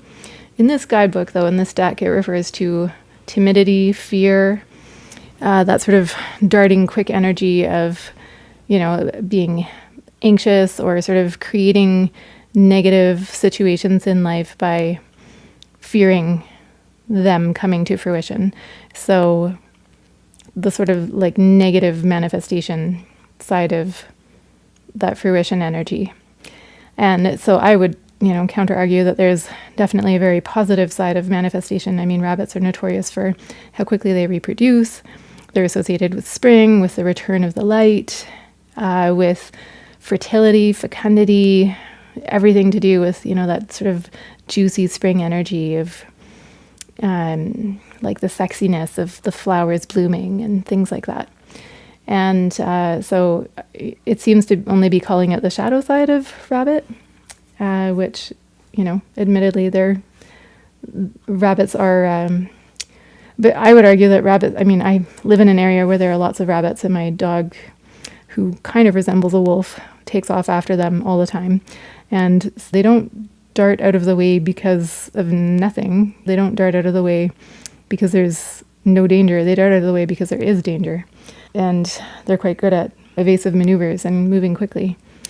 The only time that I would say that their fear is creating the situation is maybe when they dart in front of a car at night, when they're blinded by headlights and scared by the shadow beam and running back in front of the car because of being terrified of the shadow to the outside of it. But as far as natural predators go, their instincts are very much intact. It's interesting, though, that they're coming through, that you are coming through as an animal that is often associated with being prey, and your person is coming through as an apex predator. I'm laughing just because it's kind of a funny way to think of humans interacting, and it's just such a stark contrast. And also because I just a couple of days ago watched a documentary about sharks, about Ocean Ramsey and her advocacy work on ensuring that sharks are protected in Hawaii. And so that might be something that you might want to check out, just to call out the non-shadow side of the shark as well. But the card, as described in the guidebook, has to do with something sort of lurking beneath the surface. So something big that, like, your person is sitting on something that needs to be disclosed, or that they need to be honest either with themselves about or with you within the connection. And so sort of a call to honesty.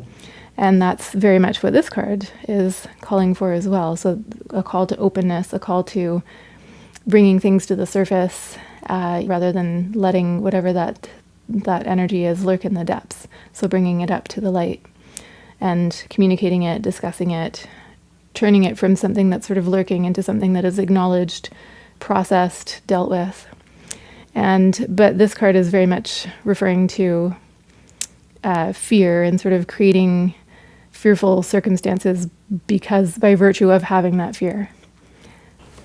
And so it's almost like there's a bit of a symbiotic relationship between the rabbit and the shark. So insofar as you might be in an energy of anxiety or worry, and, potentially by focusing on what you don't want to have happen, the idea, I think, is that you'd be inviting in that thing that you don't want to have happen. Attention goes where energy flows. Is that how it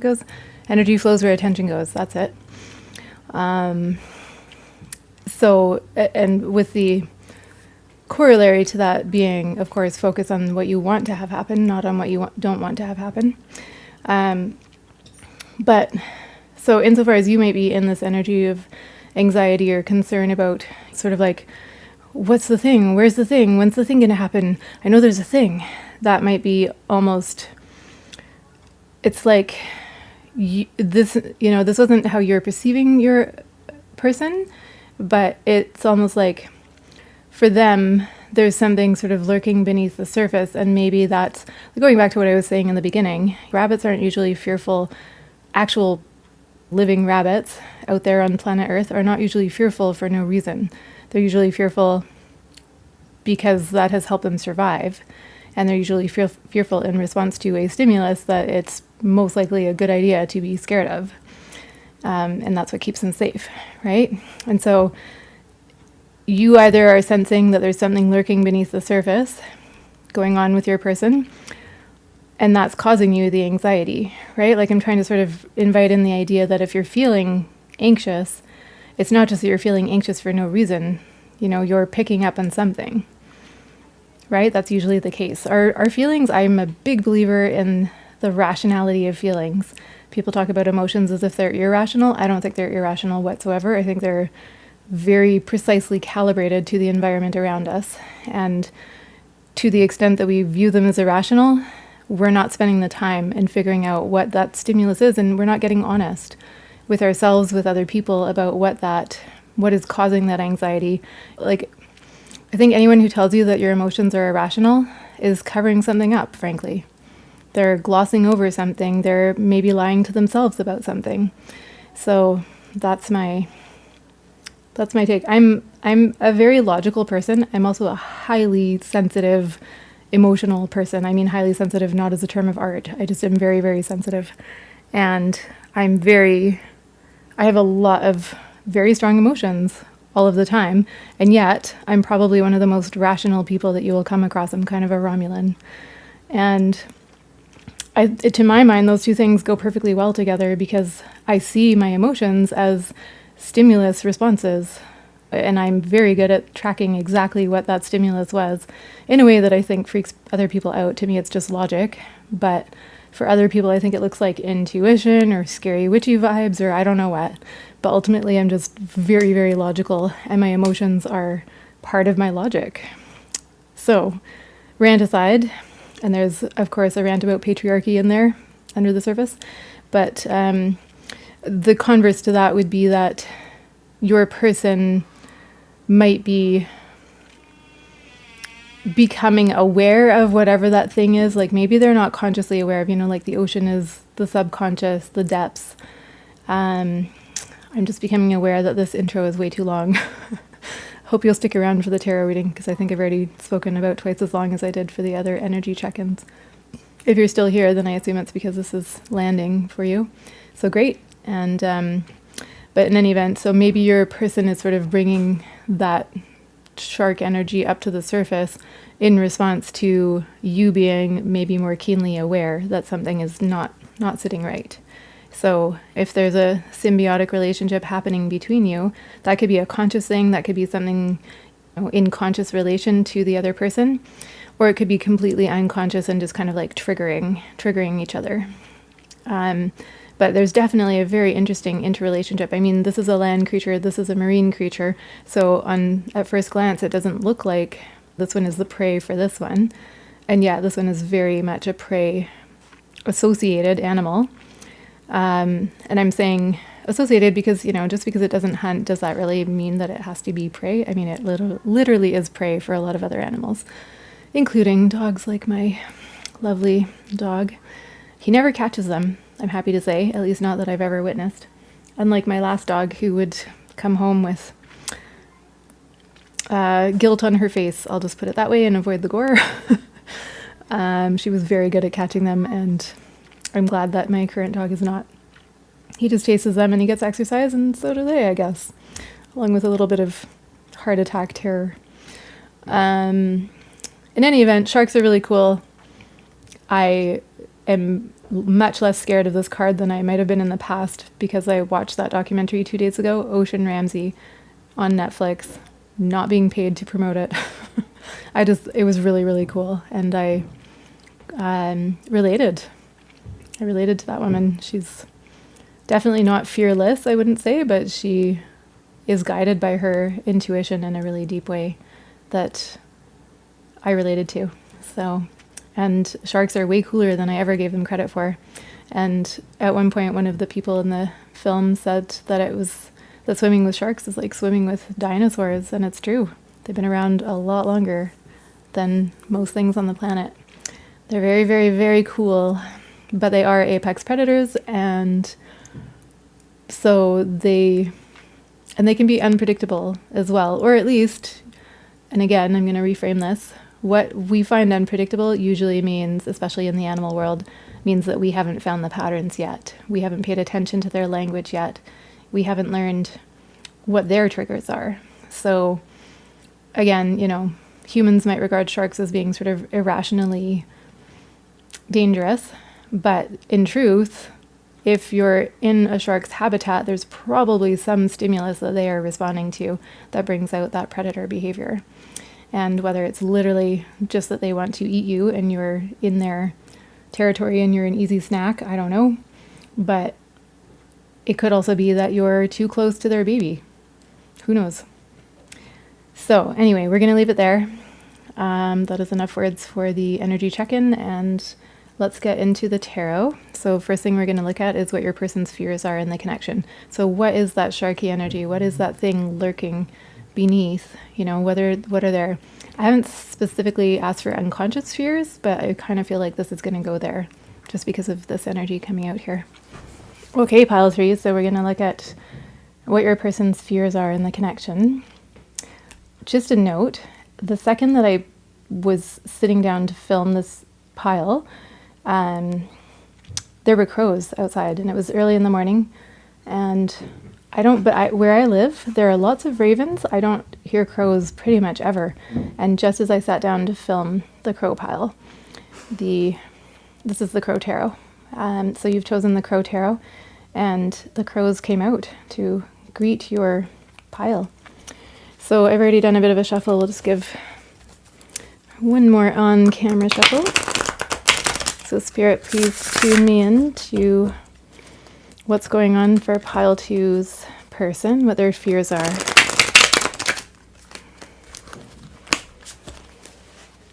Those were unsatisfying. I'm going to do one more. There we go.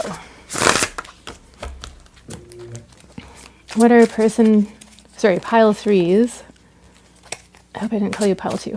What are pile 3's person's fears in this connection, in the connection between them and pile 3?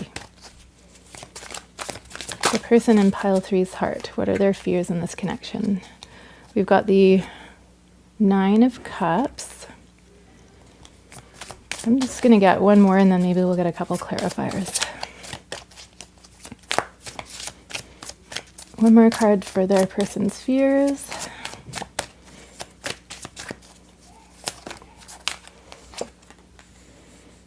Knight of Swords in reverse. Then can we get a clarifier for the 9 of Cups in reverse?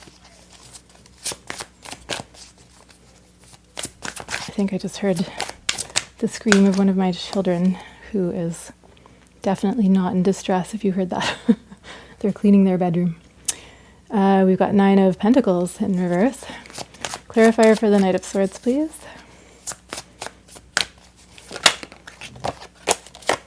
We've got the 4 of Swords in reverse. Interesting. Lots of reverse energy here.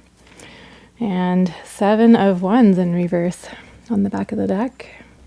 So the readings today have been really interesting in that it's almost like the person in each of the 3 piles has had very similar things going on with slightly different nuances to the connections.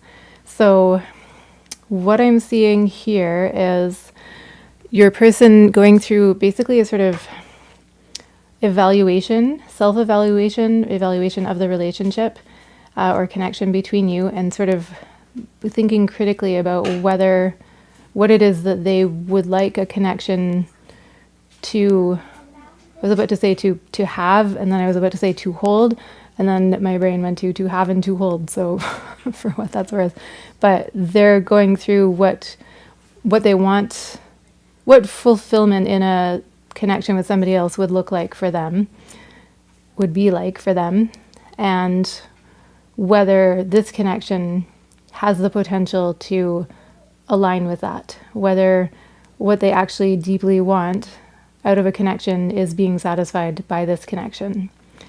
And so that's a really productive process, and it kind of relates back to the shark and the pursuit of truth, I want to say, borrowing from one of the other piles.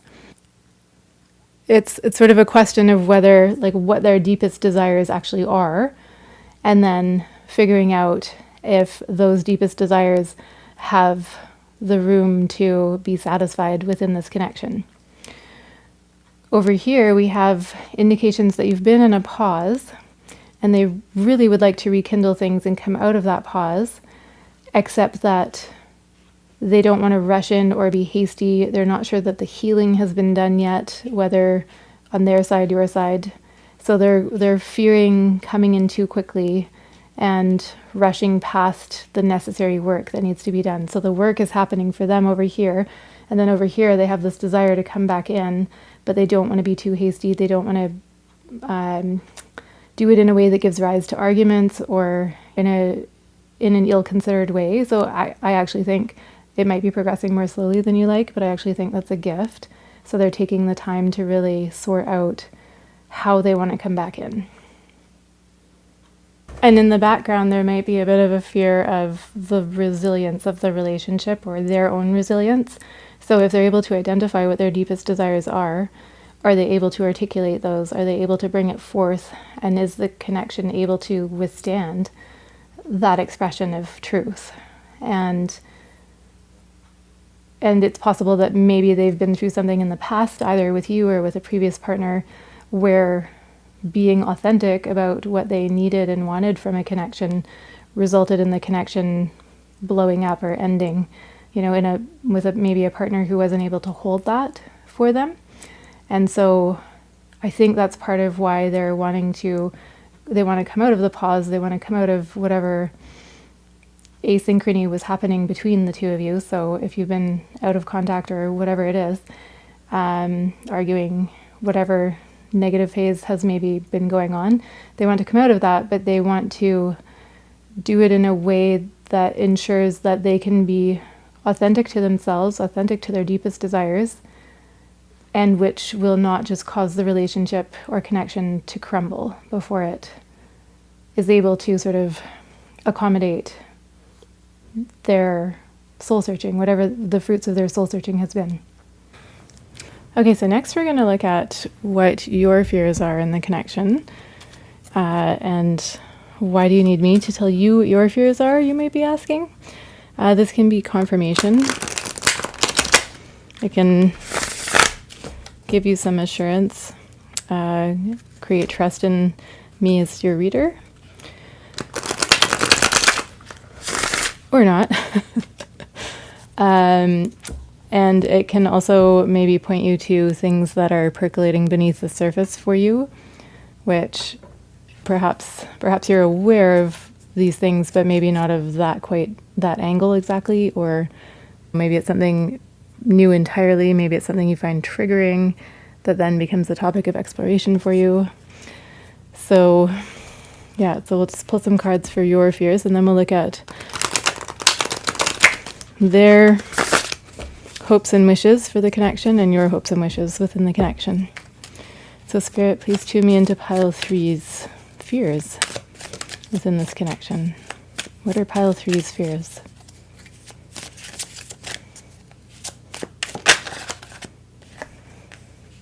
We have 2 of Wands.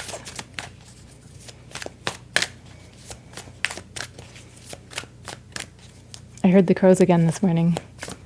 It's another morning. It's a whole day later. I got called into work a little bit more than expected yesterday. We have 5 of Wands in reverse. We get a clarifier for the 2 of Wands, please, Spirit.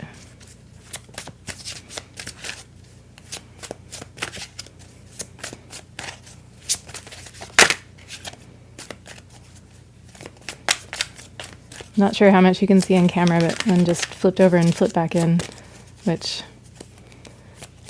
I sometimes find frustrating when I'm watching readings. But if it's meant to come back out, it will come back out. We have Judgment, clarifier for the Five of Wands in reverse.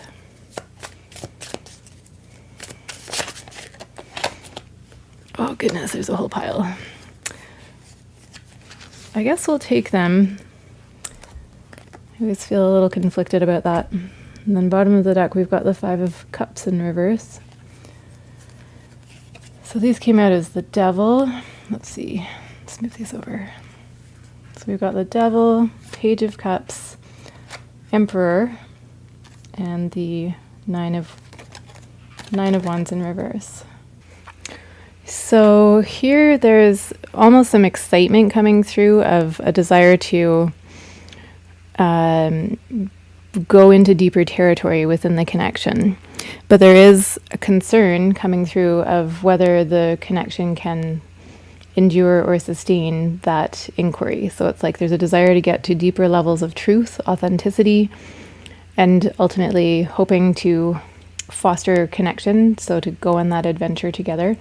But a concern that as you excavate those truths, a sort of a question of whether the relationship can sustain that excavation, whether it'll still take the, sorry, not relationship, but connection, whether the connection will still, whether you'll still be connected to each other if you do that work.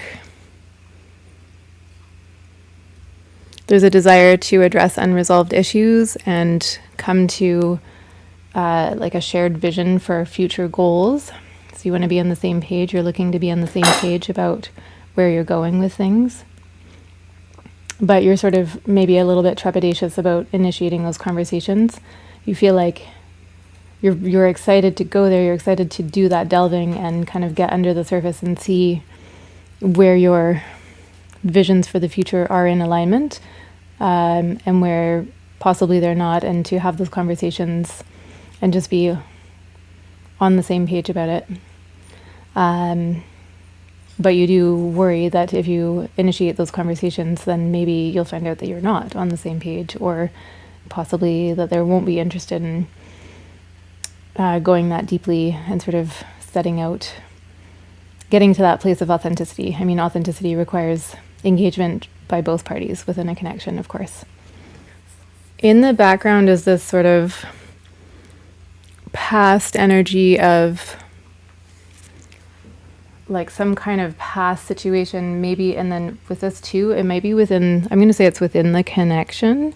This could also refer to sort of, you know, your past before the connection, just sort of a feeling that, an anxiety that maybe there were lessons to learn that haven't been learned.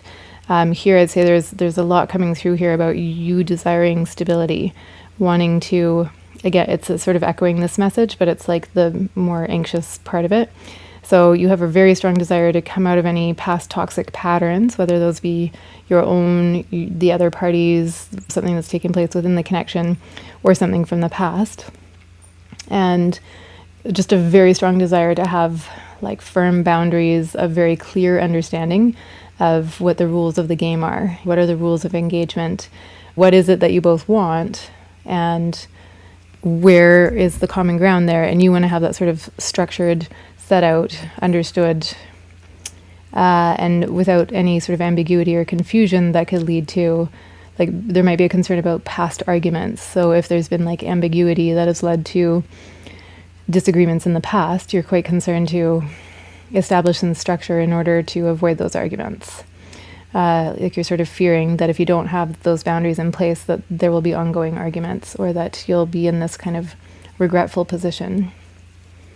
To an extent, you're worried that you might not have the strength, or that the connection again might itself not have the strength to withstand that process of inquiry and the setting of those boundaries.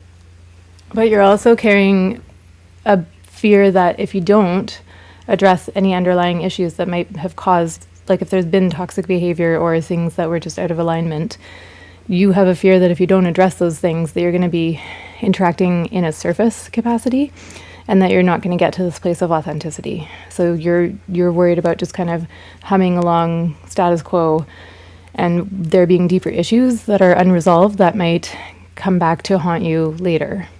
So it's sort of like if you don't do this work of getting down to the nitty-gritty, doing that actual work of excavating what perhaps each person's desires are for the connection, or whatever, talking through whatever issues there have been, that if you don't do that work, it's just going to keep the connection on this sort of surface level where you're not actually connecting, you're just sort of going along with like the sham of connecting, or the surface appearance of connecting, when the actual connection won't be authentic and soul fulfilling in the way that you really want it to be. That's what I'm seeing here. You might also have a little bit of concern about the emotional maturity of the other party, or even of yourself, that maybe there's like a lack of emotional maturity to go to that place that is necessary in order for that authentic foundation to be built. And while you sort of fear maybe letting your defenses down, or making yourself vulnerable in that way that you think is necessary and called for, maybe you're a little bit worried that you won't have the strength for that. There is nonetheless a very deep desire to, you're sort of seeing that work needs to happen in order to come out of the conflict, or out of the period of separation, or in order to build an authentic connection, to lay those foundations so that you can build from there in the connection. Just be mindful of self-care with this 9 of Wands in reverse as well. So attending to yourself, sort of knowing when to step back, knowing when to set your boundaries, for example. If you're coming up against emotional immaturity, or just kind of people can sort of deke out of things and sort of make you feel like it's your fault, when it's their own inability to engage. Just be aware of like sort of what is your work and what is the other person's work, and don't take on their stuff, even if it's kind of being painted as if it's yours, especially if it's being painted as yours when you know that it's their stuff. Okay, so now we're going to look at your person's desires or wishes for the connection. So what is it that your person is, Spirit, please tune me into what Pilete's person is hoping the connection will go towards. What is it that they want or that they wish for in the connection? So Devil in reverse can refer to coming out of a past bad habits or toxic interactions. Oh my goodness. All right, we'll take him. We've got the Empress coming out with the Knight of Pentacles, the Wheel of Fortune, and 2 of Cups in reverse. Interesting. Okay, so your person is looking for, it looks like some of the same things that were coming through in the last section about you. So there's 2 very strong energies here, sort of opening and closing this part of wanting to move away from, the Devil is moving in reverse, is looking to move away from any sort of unhealthy patterns in the connection. So this is very much looking like a situation where you have a past with this person. That's definitely what's been coming through in the reading so far. So if that's not your situation, just take what resonates, or maybe try a different pile. So it could also be that if that doesn't apply to your situation, it could be that they're looking to break free from their own limiting beliefs, from their own toxic patterns. There might be something about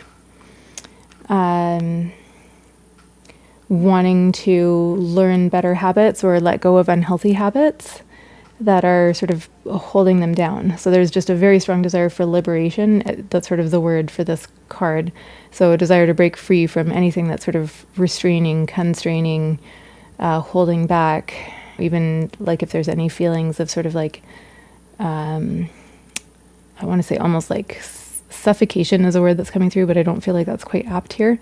It's more like, just something that's holding one back. So if there are habits or patterns or cycles within the connection that feel like they've been holding your person back, that your person feels have been holding them back, they really want to come out of those cycles and move into something much more fruitful. So these 3 cards are looking really lovely, kind of in the middle.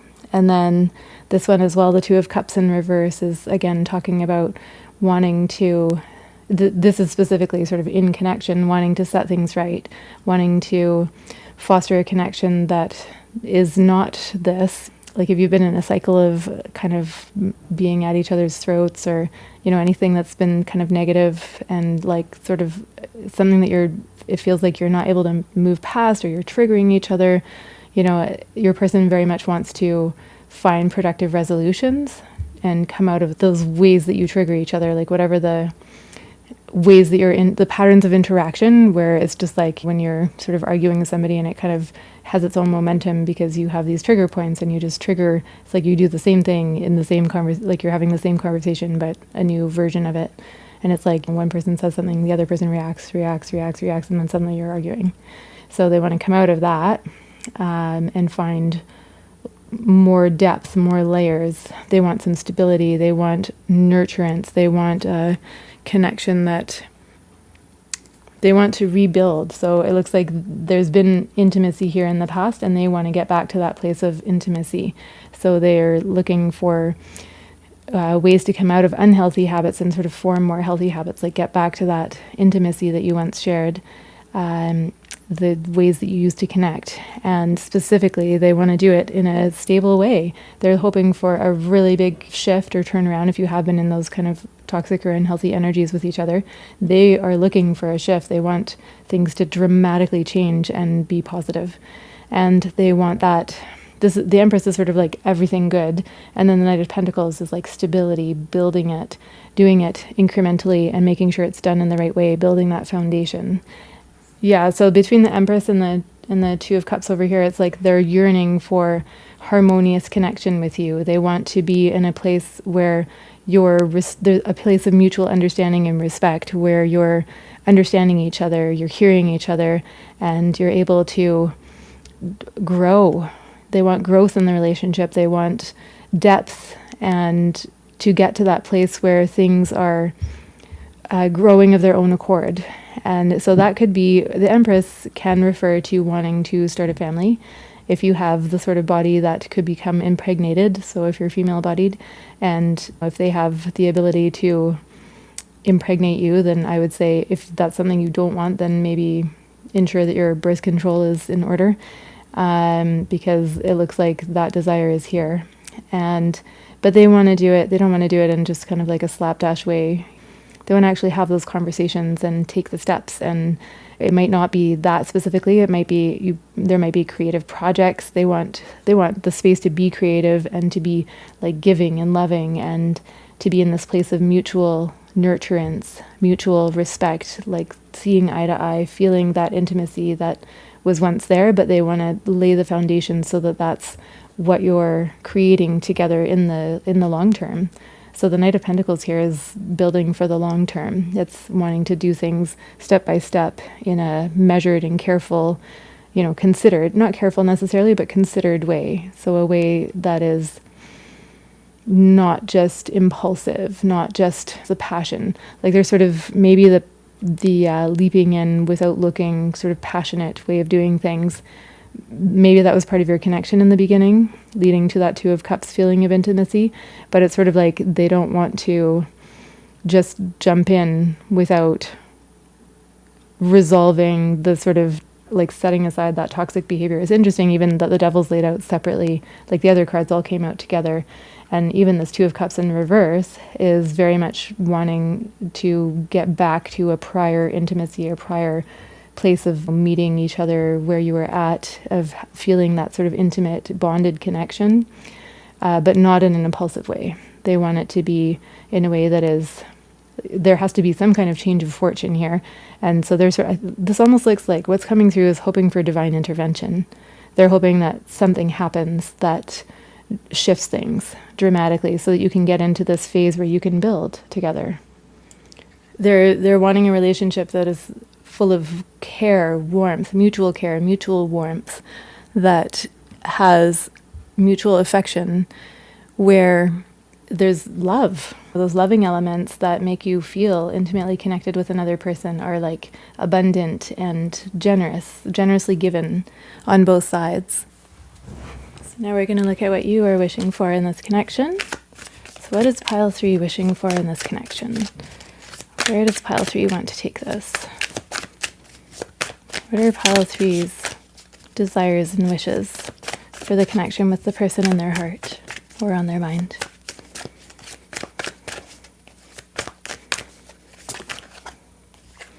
We've got 3 of Cups in reverse. A little bit more for what pile 3 is hoping for or wishing for in this connection. Longing for. What is pile 3 longing for in this connection?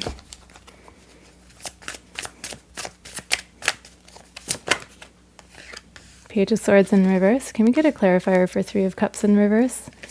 Please, Spirit. We've got the 4 of Cups. Clarifier for the Page of Swords in reverse. Oh my goodness.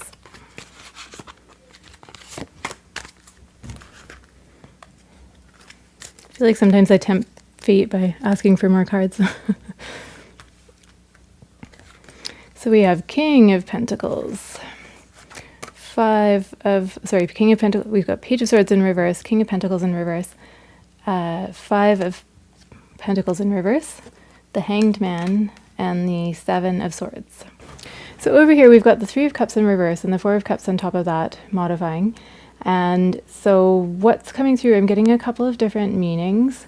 So the 3 of Cups could be about, there's a meaning coming through generally about, like I'm definitely getting a couple of different interpretations. So one of these interpretations will apply for some of you and the other will apply for others of you. So take what resonates, and if it doesn't resonate, if it's confusing, if you have to sort of struggle to make it fit, then it's not your message.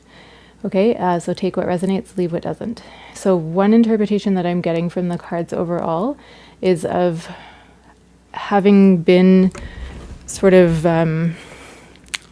having prioritized this connection at the expense maybe of other connections or of a balanced social life in general.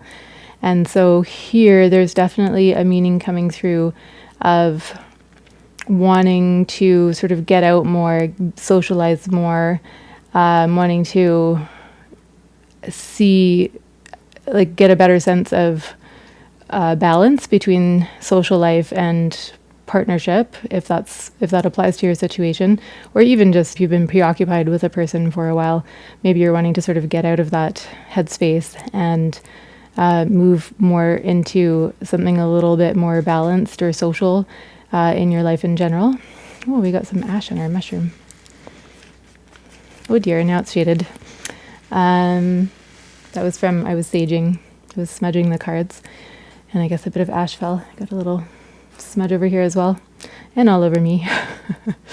Yeah, and so, but there's another meaning coming through here of wanting, there's sort of a desire for more focused individual attention from a partner.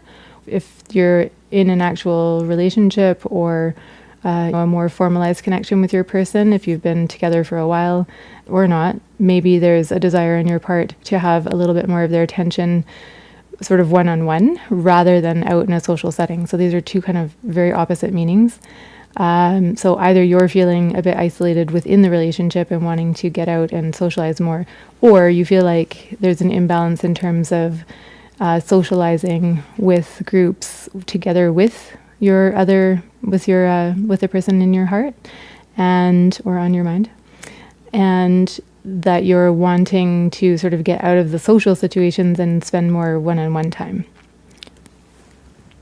Kind of related to the first interpretation, or sort of more, oh, are these cords in the shot? Oh dear me. Okay, anyway, related to the first interpretation is this can also refer to feelings of isolation socially. So it might be that if something's transpired between you and your person in like a negative way, that's maybe caused some social isolation on your part.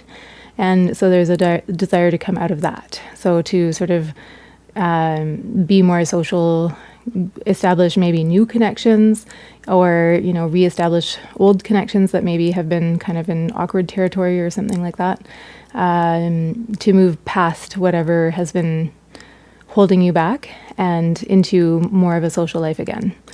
So that would be related to the first of those interpretations.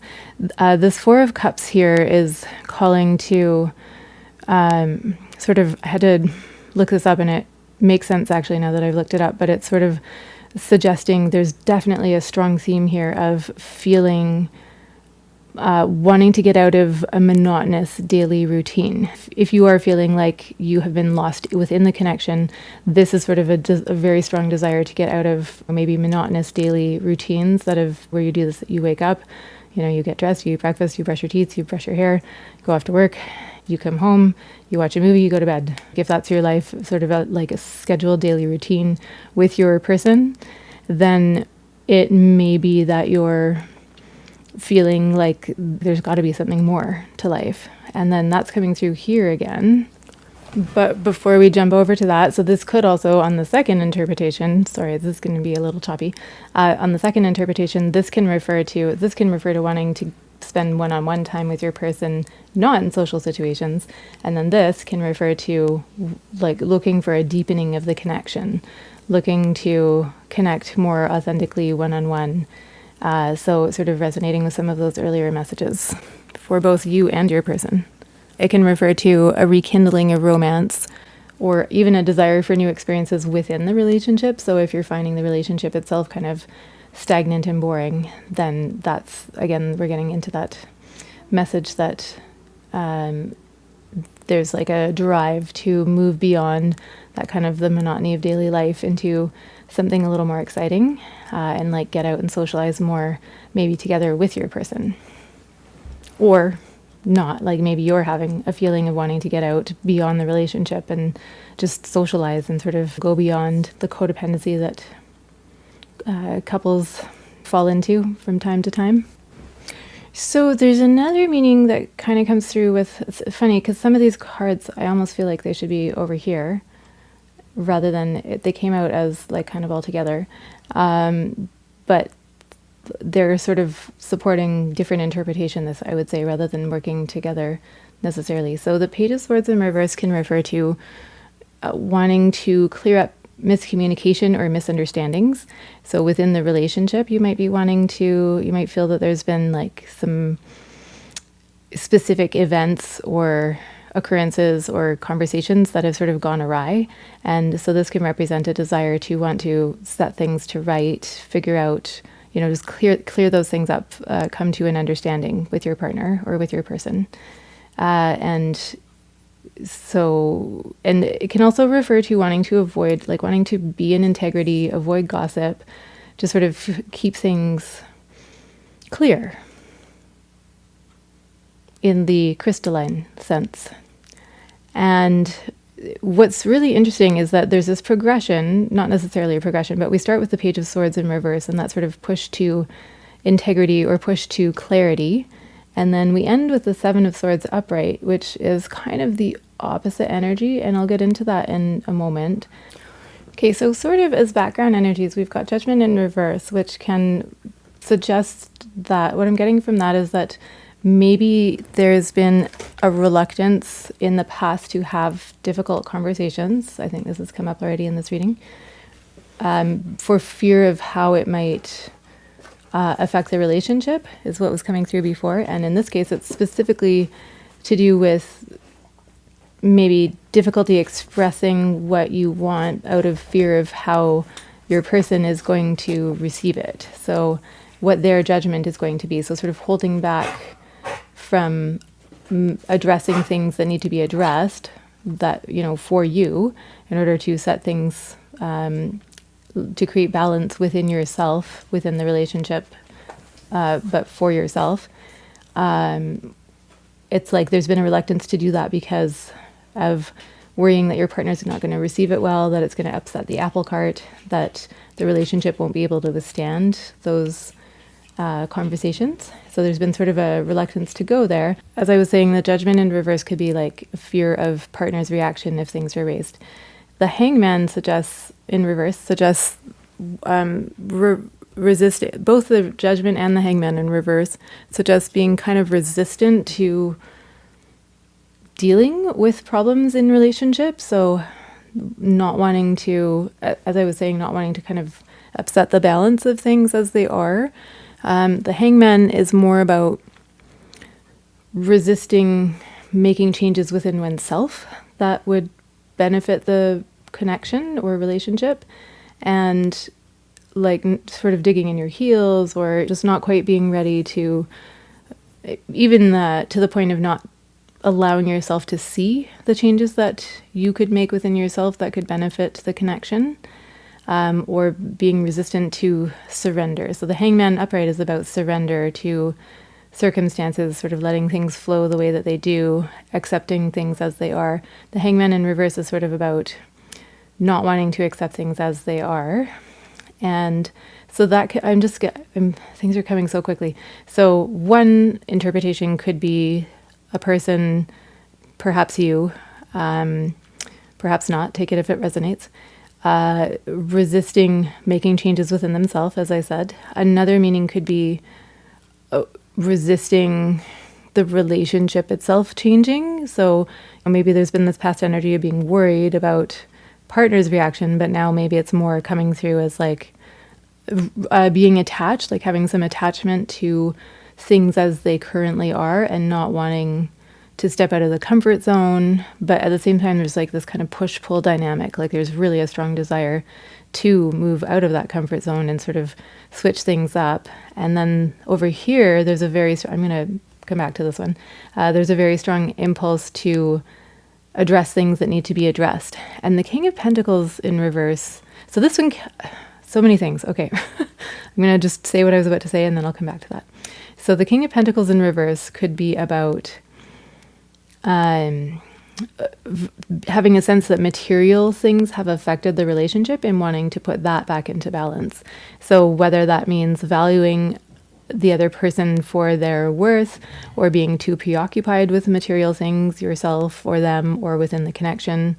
If you are in a relationship, maybe there's been money woes or a really strong desire to get ahead in life, prioritizing work over connection, for example, or just kind of having done that for a while and kind of popping your head up and feeling like the connection has suffered because of it. And this Five of Pentacles in reverse suggests a really strong desire to reconnect, to rekindle. And so kind of echoing the message that one of the interpretations over here. Going with the other interpretation over here, that was a good segue. So if the desire is, if I feel like I've offered so many interpretations and it's getting a little messy, but they're all coming through. So just, again, leave what doesn't resonate, and hopefully one of these interpretations will be speaking to you. So if you're in a position where perhaps you have split up with your person already, or things are becoming socially awkward because of dynamics between you and your person, then this Page of Swords can have a meaning of, in reverse, can have a meaning of wanting to avoid gossip or wanting to ensure that that sort of social awkwardness is not happening.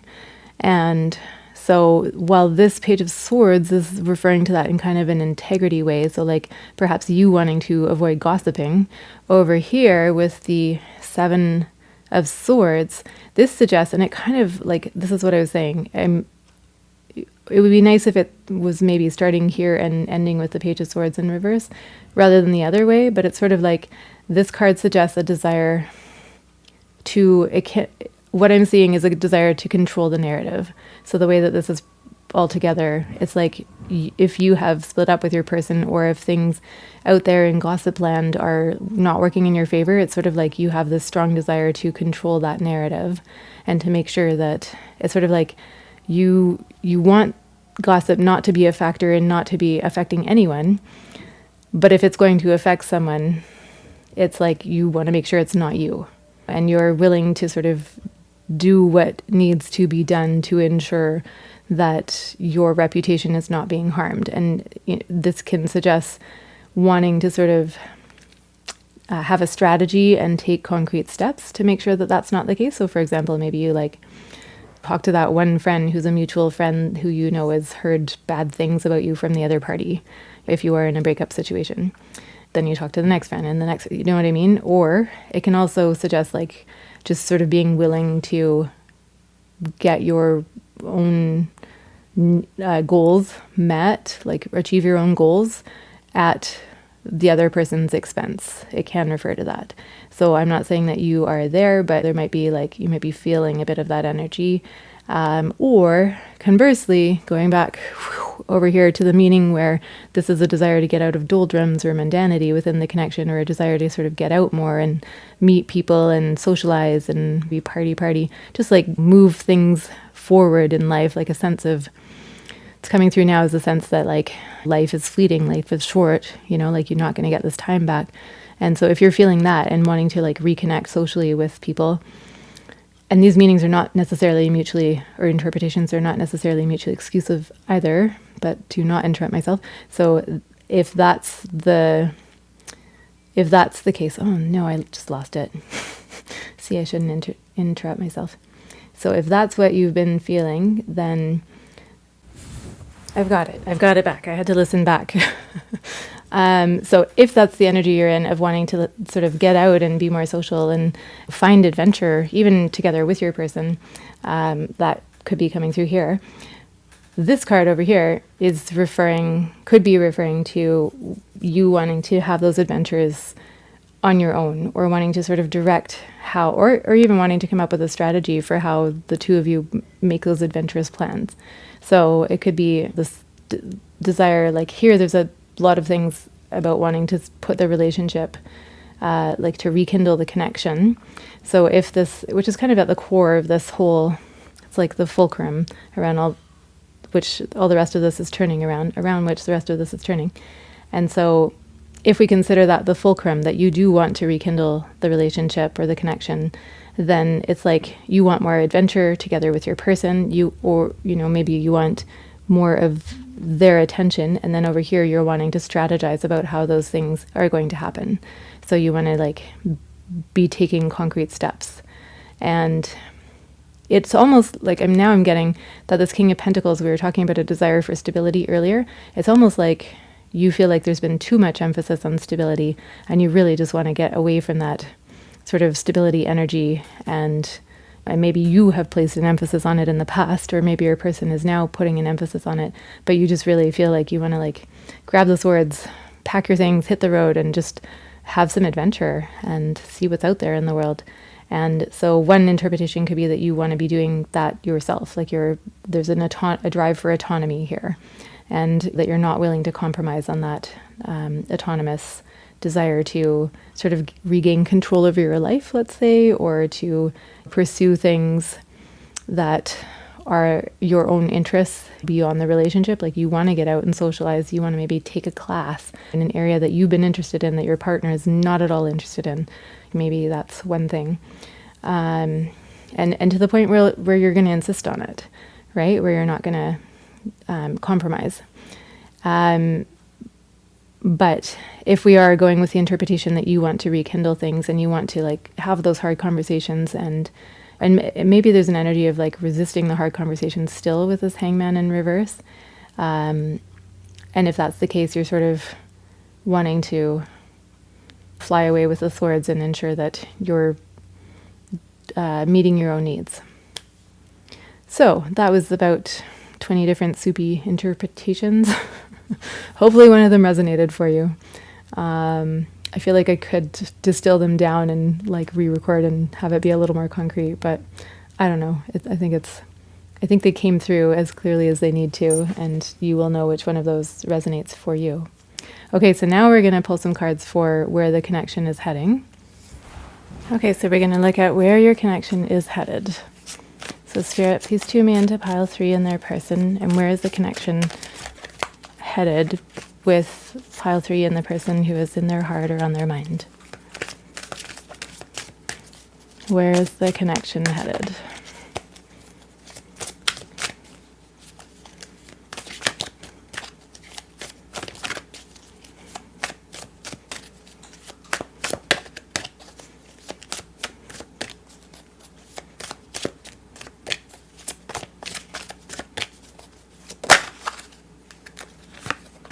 We have the High Priestess in reverse. We have the Hierophant in reverse. I'm laughing because those are sort of, I don't know if you'd call them counterparts, but I think the High Priestess and the Magician are more counterparts. But similar energies. This is sort of the divine feminine magic vibes, and then the Hierophant would be sort of like the more the oh my goodness, Empress in reverse. This would be more like the spiritual authority, that kind of like masculine tradition of the church, etc., except that in reverse it would be, we'll talk about it, it would be not that. Empress in reverse. Where is the connection headed? Maybe we'll get one more.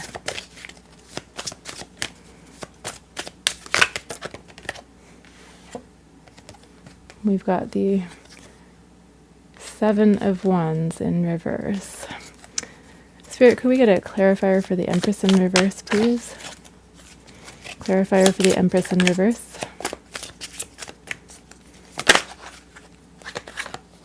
We've got the Six of Swords and a clarifier for the Seven of Wands in reverse.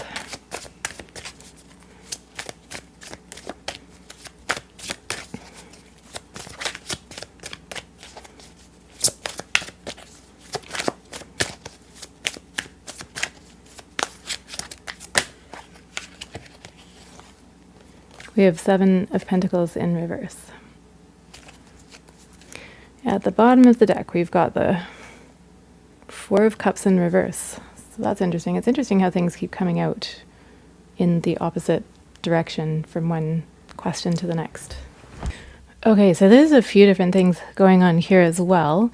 I would say we've got all reverse cards except for the Six of Swords. And the Six of Swords is the card of moving from one situation to another situation. Traditionally, it's moving from a bad situation to calmer waters, with maybe some grief that needs to be processed in that transition.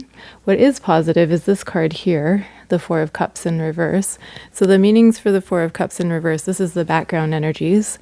And so I've been interpreting that throughout this reading as past energies. I'm feeling very strongly here that it's not past energies or past relationships, but it's sort of what's in the background of all of this. So while these cards by themselves would be kind of negative, with this as the background, I think it's adding it's like a flavor of wanting to work on things. So anyway, I'll get into the specifics. So the Four of Cups in reverse can be referring to wanting to get to know your person on a deeper level, them wanting to get to know you on a deeper level, wanting to deepen the connection, feeling grateful for each other, sort of expressing and holding that gratitude for the other person, especially after maybe a period of separation. And so if that energy is like, I don't know, if you have recently reconnected, then that's sort of what's holding all of this. Like, it's the container for all of this. And then this might be the work that needs to be done. Conversely, if you're imminently about to reconnect, then that sort of attentiveness to each other and desire to get to know sort of the deeper layers of each other and explore the connection in deeper ways, more meaningful ways, is the container for all of this, which might be work that needs to be done in the relationship.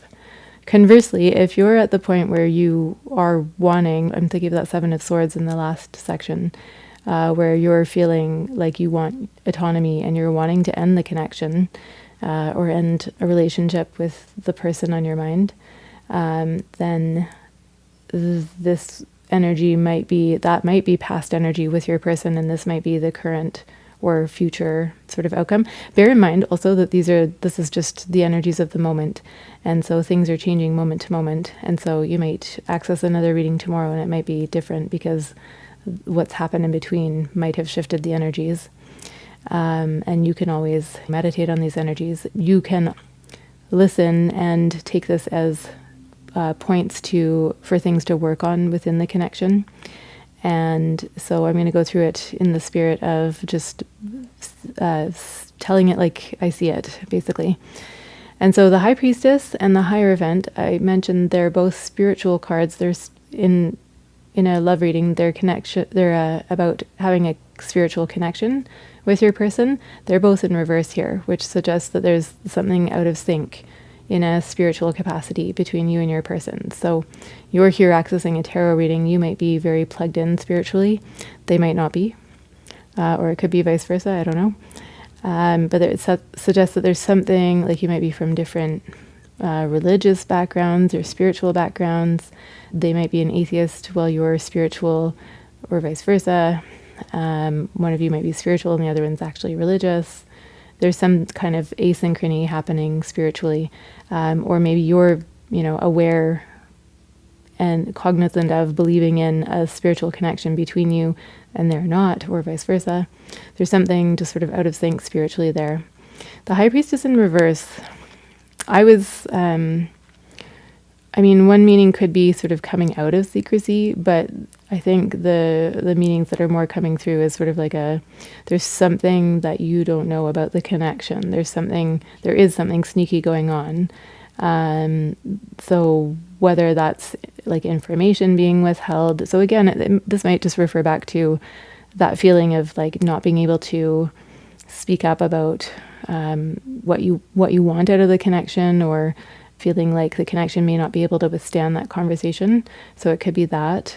But there's something that isn't being communicated or isn't known. There's also an energy coming through here of the relationship not growing, so, or of being impatient for it to grow faster than it is. The Hierophant in reverse is sort of like in the upright, it's commitment, and it can refer even to marriage. But in the reverse, it's referring to, it's like I'm almost getting like a love him and leave him kind of energy. So like a bit of like a one night stand, or like a player type of energy. At the very least, there's sort of an asynchronous energy in terms of what, like looking for the deeper meaning of, or what a lack of agreement on what the meaning of the connection might be. It could refer to just things happening very quickly and sort of rushing in, rather than taking time to make sure that you're on the same page about things before diving in. And then the Empress in reverse is, like the Empress is everything that's like nourishing and growth. So in reverse, it's referring to like one party might feel like they're giving more to the connection than the other party. It might just be that the relationship is not progressing. So here it kind of suggests like progressing too quickly, but maybe skipping steps. And then here it's sort of like maybe because those steps have been skipped, there's not actual growth. So this was sort of like, dive right in, impulsive, passionate. And then because that's not happening in a measured way, the actual connection is not growing. There can also be, going back to finances, there's a bit of a tone here of money issues affecting the connection again. So it might be that there's something financial that's blocking the connection, whether that's on your side or your person's side or together. The Six of Swords suggests maybe even cutting losses and moving on. Or it could suggest moving on from the lack of growth and moving into something more harmonious, or where you're sort of prioritizing connection, prioritizing getting to know your partner in a deeper way. It could be moving away from those energies of stagnancy. With the Six of Wands in reverse, and then Seven of Pentacles, the Six of Wands is suggesting a lack of confidence. Could be a lack even of success, but I'm seeing it as what's coming through as a lack of confidence. So maybe one or both parties not having confidence in the connection at this time, and just being very impatient for something to shift. And maybe to the point where, thinking of that Seven of Swords earlier, it might be to the point of wanting to sort of push the connection in the direction of, something more committed, but doing it in a way that's not in alignment with divine timing, shall we say. So there might be like a little bit of a push when the other person's not ready, or, in a way that is leading to, basically it's not a good idea to push at this time, I would say. Whether it's your person pushing or you pushing, there's something that's not aligning there between the two of you. So that's kind of what I'm seeing here. I'd say the potential is there, but the material reality maybe is not, not coming through into fruition at this time. But because these cards are here, these are all cards that in the upright are quite positive. So because of this Four of Cups in reverse, I'm really seeing that this could be sort of shifted around. There might be work for you to do on your own. There might be work to do sort of in commitment together. There might be something, sort of rectifying imbalances or financial imbalances, if that's a factor. That I think could be really productive in terms of shifting the energy and moving towards a better place with your partner. And so really I'd say it depends whether you're resonating with this energy of wanting to connect more deeply. And if so, then it's like these are coming through as clues for how to do that. It's almost like advice at this point. Yeah, and so just be mindful of being gentle about it. Okay, sorry, that got cut off. So I was trying to say that there's sort of loving energies that are blocked here. And so just make sure that you're bringing that through in a loving way. So letting those loving energies flow between you if you're wanting to get to know your person at deeper levels and sort of reestablish that connection, peel back the onion layers and get to know each other at a deeper, ever deeper levels by sort of getting into what your person needs and wants out of the connection and what you need and want out of the connection, and having those honest, authentic conversations that can get you to that increased closeness. If that is what you are, what's sort of motivating your actions, both of you, in the connection, then it's like you've got a roadmap here for what to work towards. So establishing some kind of spiritual harmony with each other, or just sort of almost like a harmony of philosophy or outlook, shared vision and values. And then just ensure that you're treating each other really gently, lovingly, kindly. This card was talking about holding foremost in your mind or in your heart what you appreciate about your other person. I want to say your partner, but if that applies, take that. But just holding in your heart what you actually like about them and love about them, and letting that be communicated and being open about that and sort of starting from that place. And so I was saying this card here, the Six of Swords, might be coming out of the blocked energies. So if the love has been blocked, then this could be an indication that you're coming out of the blocked energies. And these might be sort of your pieces about how to do it. So yeah, again, reestablishing that sort of harmony of outlook, and over here, just being careful not to force, not to push, just, meeting each other where you're at and finding out what each of you needs out of the connection and giving that to each other. So I hope that helped. And that's the end of the tarot. Sorry, we are going to go into channeled messages, get some channeled messages from your person now. Okay, we're going to get some channeled messages from your person. So we'll start with the Hidden Truth Oracle. Spirit, please tune me in to Pile 3's person and anything they'd like Pile 3 to know.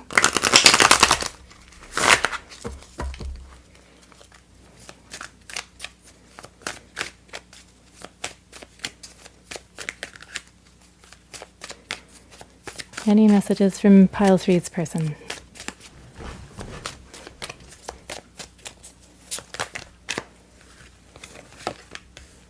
I wish I could take back my words. I know that I crossed the line with you.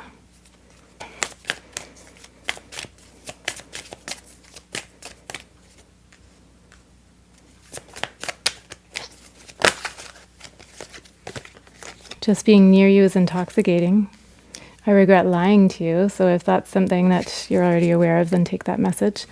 But otherwise, you'd already be aware of it, is what I'm trying to say. So if that's an unexpected message, then don't take that message. Don't stretch to make things fit. Bottom of the deck, we have, I want to be more than friends. Then we'll get a few messages from the Hermit Tarot. This actually got sort of pre-shuffled, so by a child. So Spirit, what are the messages from Pile 3's person? What does Pile 3's person want them to know?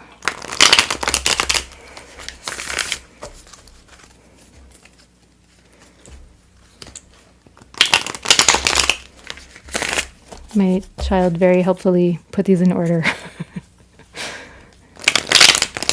Then she shuffled them. Okay, here we go.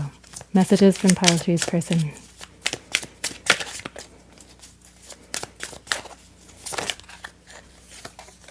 You already know.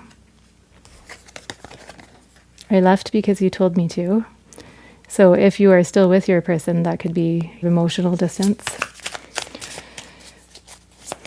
It could also be physical leaving, but it could be sort of like giving you space. And we have reached out.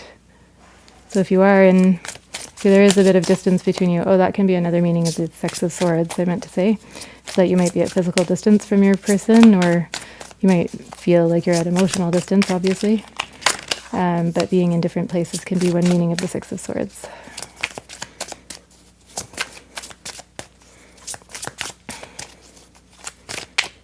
So if you haven't talked to each other in a while, then here's a message that they are receptive to you reaching out to them.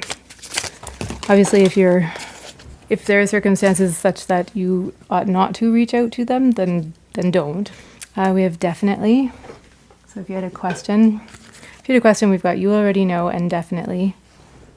Those might be the same question, they might be different questions. A whole bunch just fell on the floor. I'm going to put them back, except that these two are upright. Will you choose me and I want you to choose? Those coming out together.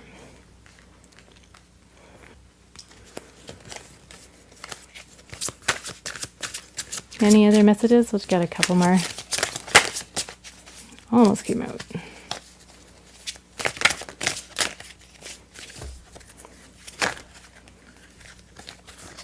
I just wish things were different. I wanted to start a family with you. My life started when I met you. And then let's go to the bottom of the deck. Please give me time. I've never felt this way before. Okay, pile 3, I'm going to leave it there. So I hope that was helpful, and thank you for being here. If you watched all the way to the end of this epic reading, good job, good work. And we'll see you in the next one. So do press the buttons, all the buttons, like, subscribe, and leave a comment. You can put what can we put in the, why don't you put a rose in, and if you can find a rose emoji or some kind of flower emoji and just put that in the comments, that would be lovely if you resonated with the energies in this reading. Okay, mwah, take care. Bye.